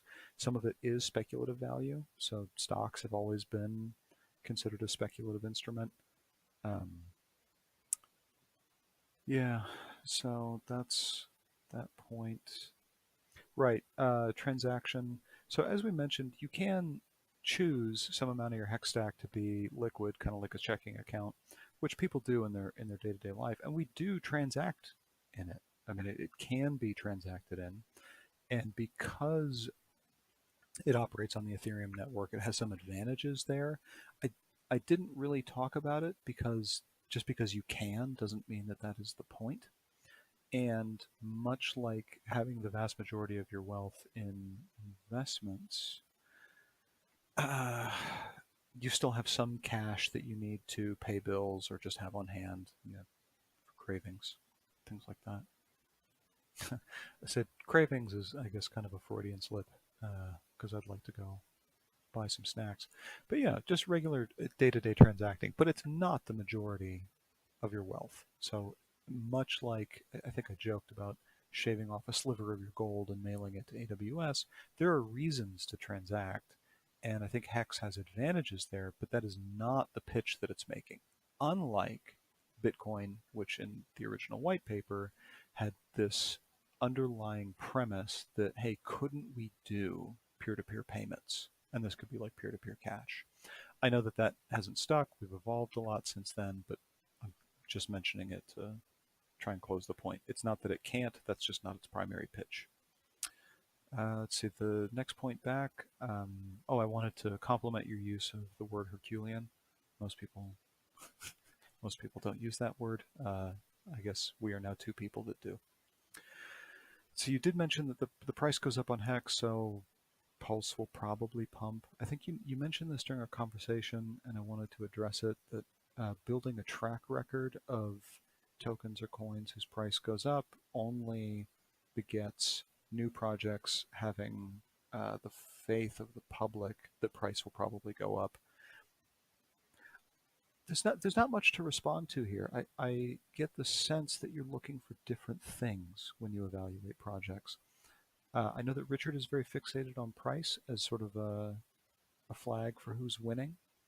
And for a lot of people, it makes a big difference. I think we talked about this during the main, or at least the simultaneous portion. It makes a big difference in people's lives. When the price goes up on the assets that they hold, or the assets that they're looking to get into. It depends on perspective. So I guess I feel somewhat sensitive to that because I hear from people who are not big whales, people who, for them, this is, a 1% allocation or maybe a 5% allocation in their portfolio, or they don't have a portfolio, and this is sort of a hopeful speculative instrument, and they have real problems, and the price jumps make a huge difference in their lives. And I can appreciate that at the level that you're operating, that's not a selling point. That it doesn't make a difference to your clients or to the people that you advise. So I guess I would just acknowledge that's true. People followed Dan Larimer to EOS because he had a track record of delivering projects. If Richard builds a track record or a further track record of delivering price up, that will probably convince people that the next thing will be price up. I'm just acknowledging that as a fact, and that you have a very different perspective, and I can appreciate that. I don't know that much more needs to be said there. Gas costs for opcodes. I know Richard has spoken about this, that he was not sufficiently convinced that that attack was real.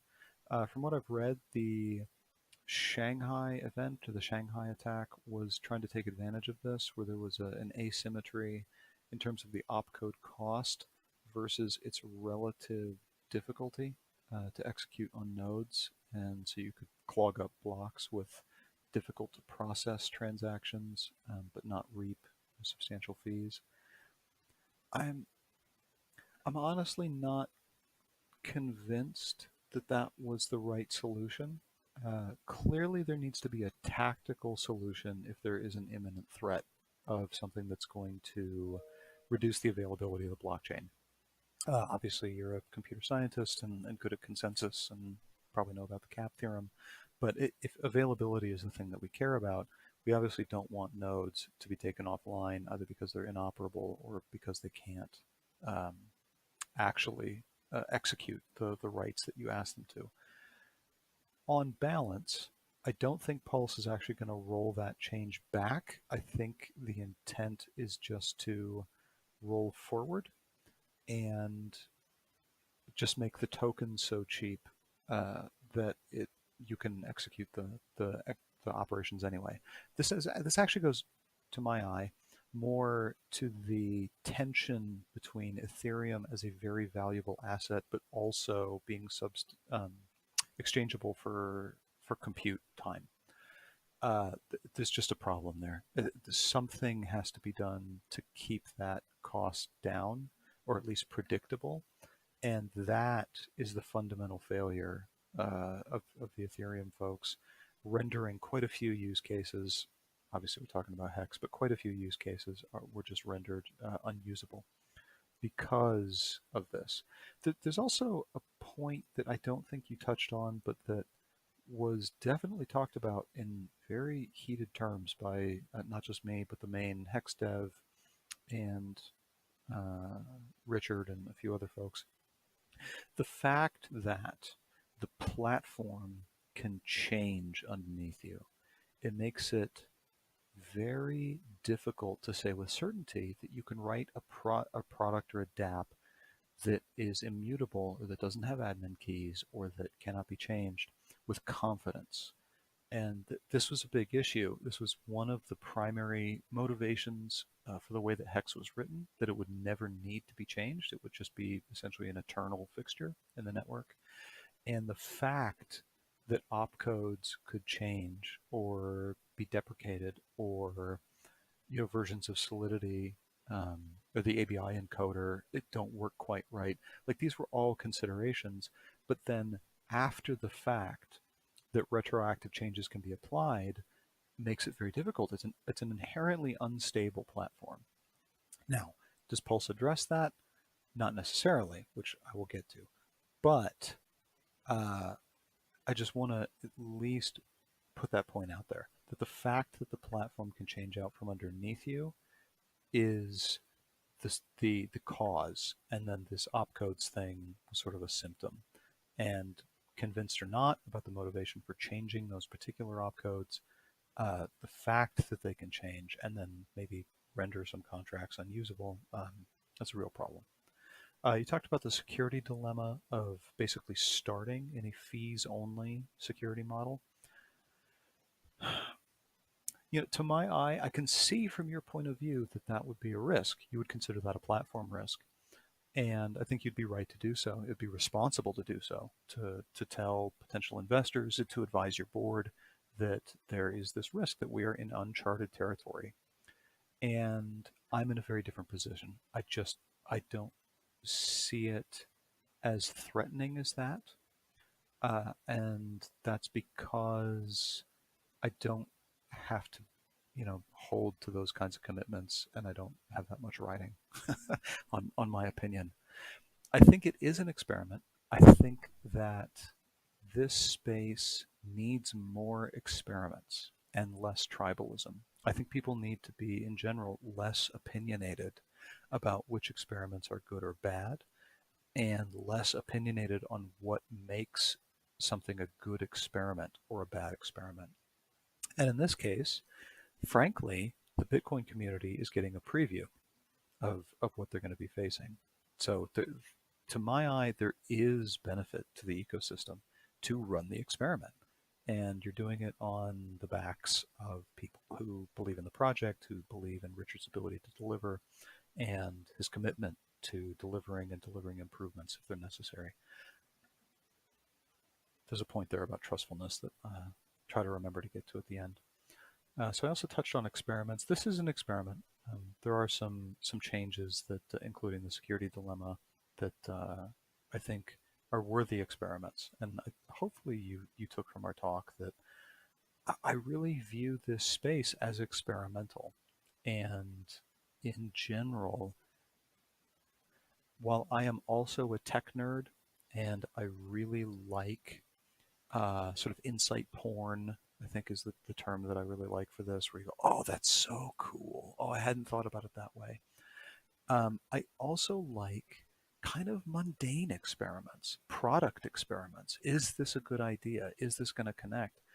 As I mentioned, I was with a startup for almost 2 years, and the tech was so fun to work on. So fun. It was so interesting. There was so much that we thought we could do.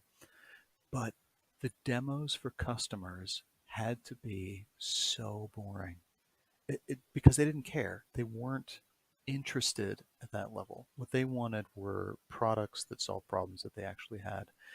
And in some sense, I kind of learned to be interested in those kinds of experiments. And I don't have the responsibility of being an advisor to a hedge fund. So I don't have to view it that way. To me, it can be an experiment and it can fail, and that's okay. We can pick up the pieces, we can try again. So you've mentioned that we're bringing along a lot of state trash, essentially. You said graveyard, but it's just, garbage, or it becomes, unusable. Uh, to me, this is kind of maybe a blessing in disguise, or kind of the point, maybe simultaneously. So quite a few dApps rely on external parties to update their state, whether it's an external oracle, or use keys to authorize certain things, or like I'm thinking of DYDX, they have an admin key to authorize new oracles. You mentioned a couple of other DeFi products that need to be prodded occasionally with Oracle updates. There are going to be lots of dApps that just don't work because the front ends will never update, and they're closed source. So that's true. That is the downside. The upside is that, one, some apps will become usable again. There's sort of this second opportunity to reach out to dApps that failed because they were too expensive to run. That's probably a very tiny minority, but it does matter that it's not just Hex and Hex alone. I think that is the experiment, kind of in a nutshell, is can we clone all this stuff, change the base layer rules a little bit, and run a bunch of these dApps for cheap. And if there are a bunch of other dApps that stop working, one, you'll realize how trustful they were. And I've now used this a second time, so I'm going to make sure to expand on that point, because it was sort of what we ended on. You'll realize how trustful they were, but also you'll get to kind of test the boundaries of what you can do with a zero interaction system. So there are going to be things like, can you still interact with those contracts, or are they truly zombies? They're just sort of undead. They stick around. There's nothing to be done with them. They get drained of their resources or liquidated because they're totally insensitive to the sort of live world. So again, this is sort of like an experiment. Like, what if you took all these things and cut their heads off? Which things still work? Which things are actually trustless or don't require any interaction? There have been at least a couple of developers, or I don't even know what to call them, financiers or something, that are looking to do development on Pulse. I think either because they have a large stake in the network, no pun intended, they're just committed to the network, and they have a bunch of cash, and they want to see if they can build that out. I think that's totally fair. I mean, you mentioned BSC, which is the final point. If we're going in reverse order, BSC did this too. As you said, it was sort of a low tech or a low innovation fork, changed a few things, and has been quite successful in terms of bringing adoption. A lot of developers deploy dApps on there. A huge amount of economic energy has gone into the dApps on BSC. It makes a lot of the same promises that the Pulse is basically going to fulfill also, which is faster block times and less expensive transactions, making dApps a little bit more usable, a little more friendly. Frankly, Matic does the same thing. I mean, there are a few dApps on there that are just clones of things that are on L1, but they operate faster. They have their own proof of stake mechanism to to mine transactions. So I guess this is not so outlandish, which sort of brings me to the final point, is the clone of BSC. Yes, BSC did kind of the minimum required to transition to a proof of stake, that they call it proof of stake authority network, because it's governed by who has the stake on the BNB chain. One of the obvious parallels is that whoever sacrificed those 13 billion in Hex is going to have 90% of the stake, or 95% of the stake. And there's also the joke or the meme about click the CAPTCHA, where it's like click all the photos of BSC validators, and it's just all different pictures of CZ. So there is sort of a unspoken or tongue-in-cheek centralization in terms of ownership of the token and of the stake and of sort of validation. Simultaneously, as you mentioned, there is a substantial resource burden on running a validator for BSC. I'll just be frank. I mean, we found the same thing with Pulse. In the BSC documentation, they use some really high-end AWS instances. So that is a downside. I get it. In a world where you want validators to be very beefy machines. I mean, EOS had this challenge, and they were just very explicit about it. These are meant to be enterprise-grade operations. To do that, there has to be incentive. EOS had a bunch of rules that I'm not sure worked out exactly as they wanted. BSC has some rules and barely veils the fact that there is a large corporation kind of running the validators because they can afford to, and they can have the ops budget to run those things. And they did do sort of a minimal set of changes, but the tie-in back to Pulse is that they proved that it worked. That there, at some level, it's not a peer-to-peer cypherpunk game to both participate and run a node.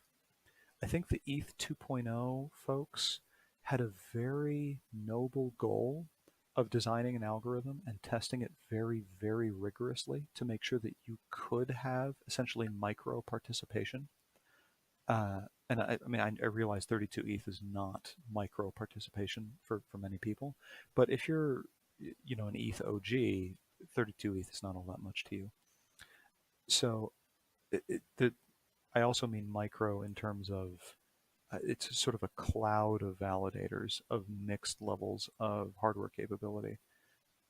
And by that I mean heterogeneous. So it's going to be people's personal laptops. It's going to be a desktop computer they just leave on all the time. It might be a virtual server, things like that. So they are staying somewhat true to the original mission of decentralizing mining and validation. They've always been very good about staying resistant to sort of the encroachment of ASICs and the centralization of mining.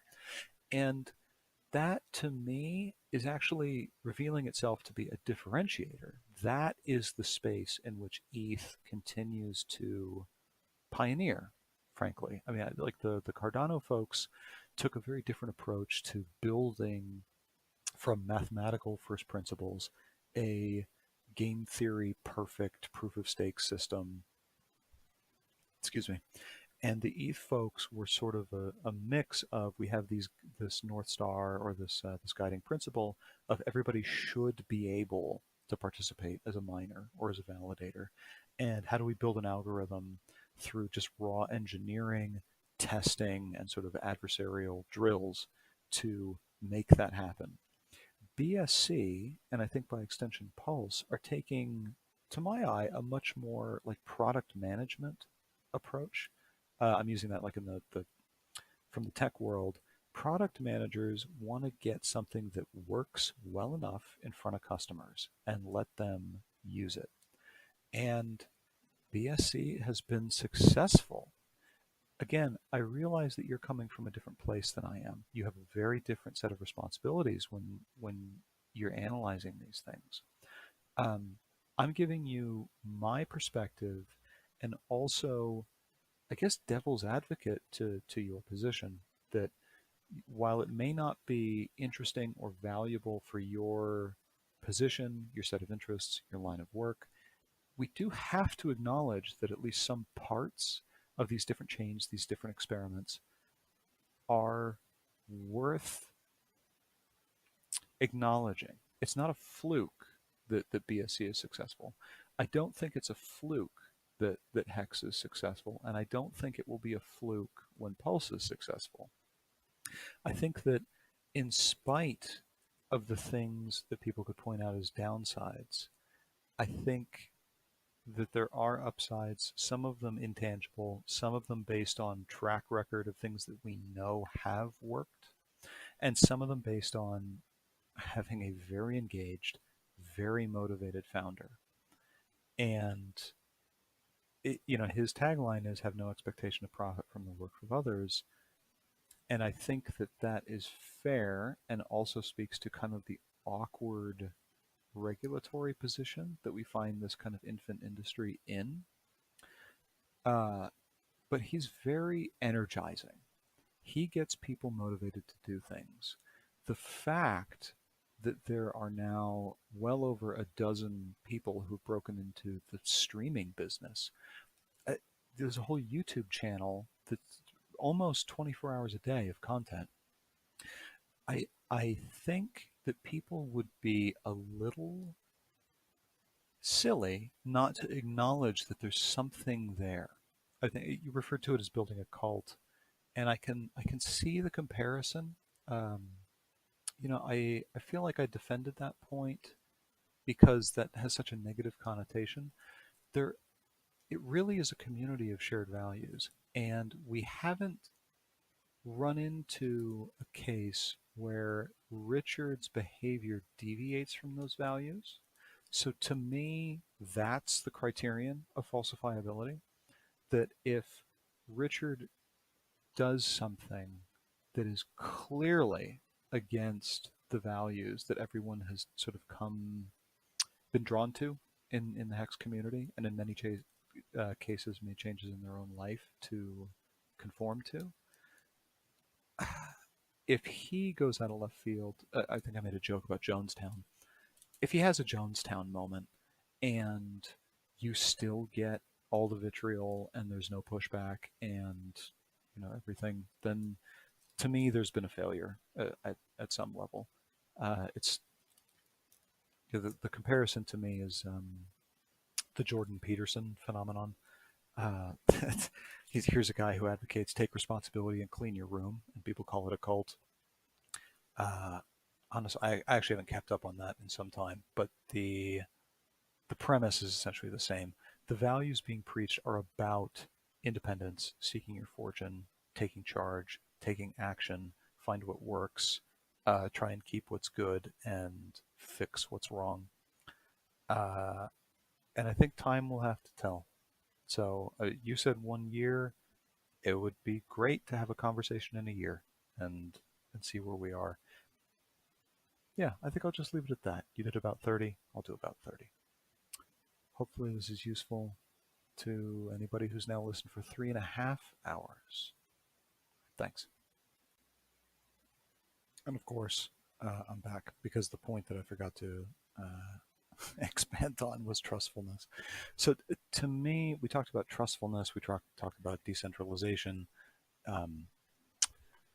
right there at the end, because I think Eric was pointing out what he saw as some hypocrisy, or maybe not noticing that we were running afoul of these tenets of cryptocurrency. So I want to be very specific about what I mean. So what drew me to blockchains in general was the idea of permissionless databases that were trustless in that the things that were written to them could be verified independently. It's not about trusting a person. It's not about trusting. Let's see. So the contrasting point was that you have to trust that Richard is going to do X, Y, or Z. And to me, that is not how I use the term trustfulness or trustlessness. What I mean is cryptographically provable. I mean that if a validator validates a block, that I could be an observer and come to the same conclusion. So I don't need to trust them that they've signed it with their key or something, that the hashes all come out correct. That's trustlessness to me. Decentralization is, I use almost synonymous with permissionless, that anybody could participate. A subset of the validators could decide that even everyone in the current rotation is a bad actor and agree to slash them, to slash their stake so that they would no longer be the set of validators and essentially fork the network.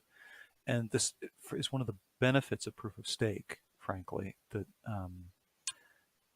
the control that you have is part of the consensus. And if I recall correctly, somebody sent me a blog post by Eric written in 2019 that tried to talk about some of the differences between proof of stake and proof of work.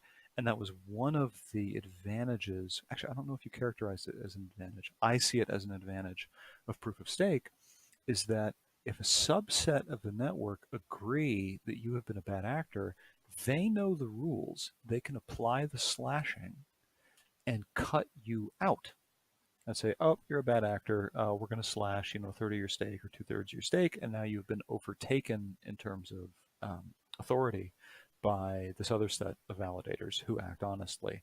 And because we all agree, you can't show up and sort of regain hegemony. Versus proof of work, where the algorithm and your compute power, your ASIC power, the hash power, can't be taken from you. So this was like a pro-con proof of work versus proof of stake.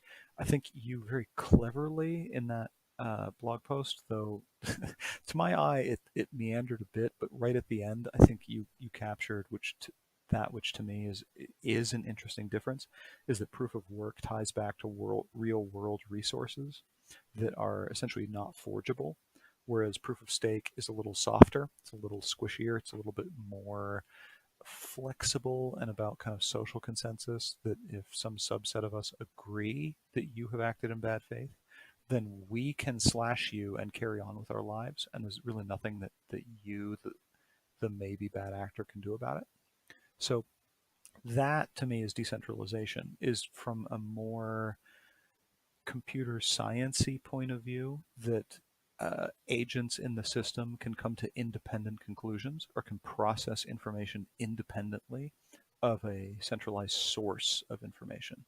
So I totally get what you mean by trusting that Richard does the right thing, or centralizing on CZ and Binance as sort of a primary on-ramp.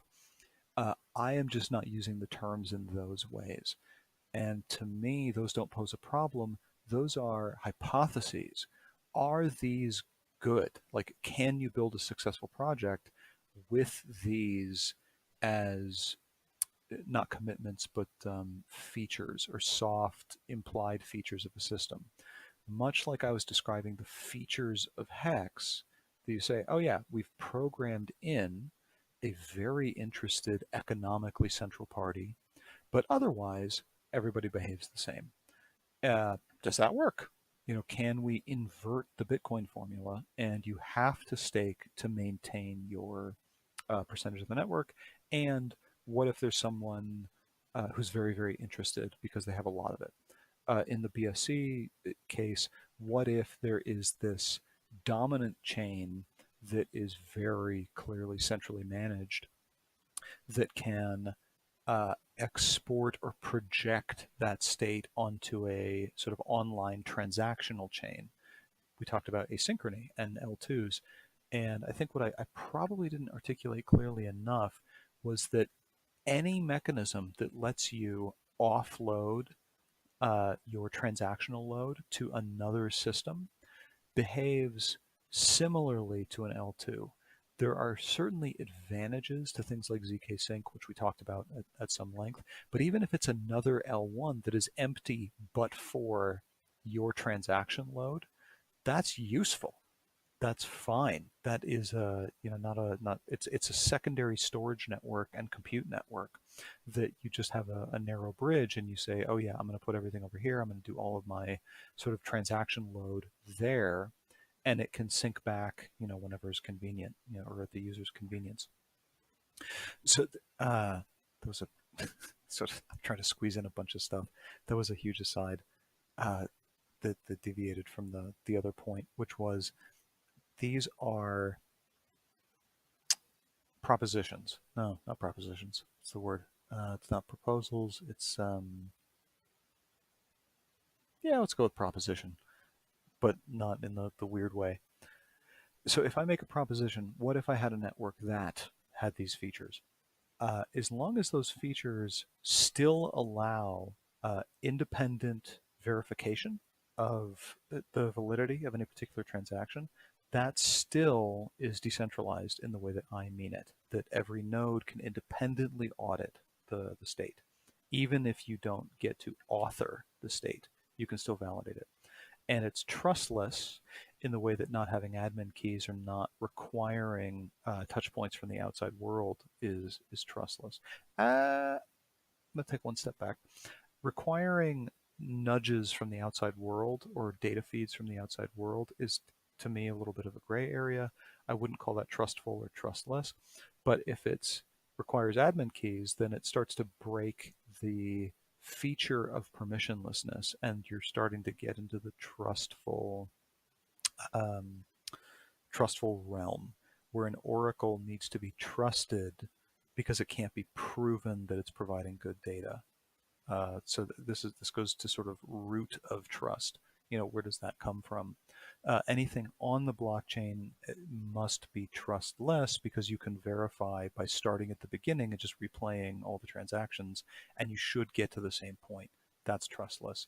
And any node can download all those transactions and do run the computation, even though it may take them a million years, and they should get to the same state. That's decentralized. They can independently decide.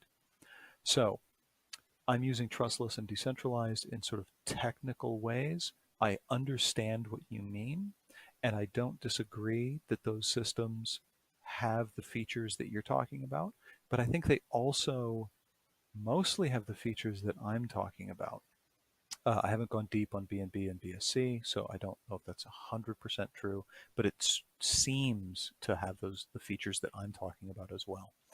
And just, again, not to put too fine a point on it, but that these are hypotheses or proposals. What if we had a system that worked this way? And to me, that's sort of the crux of it being an experiment.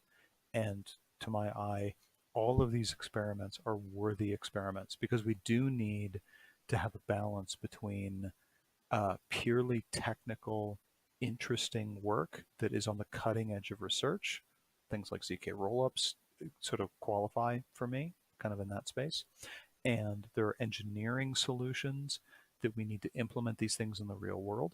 Frankly, all the work on blockchains falls into this category, because they can't replay everything from scratch. There has to be optimizations so that you can look up account balances without having to replay 10 years of history. So these are engineering solutions to have useful applications of some of the cutting edge research, and then their products. If we want blockchain and cryptocurrency to represent a new economy, it has to act like an economy. It has to support businesses. It has to be flexible to business use cases. And sometimes that's going to run afoul of some of our intuitions. But I think these are all good experiments to run. I'm glad we're running a lot of them in parallel, because a lot of them are going to fail. And maybe Pulse will be one, but I don't think it will be. And hopefully we can talk in a year and see what happens. Thanks.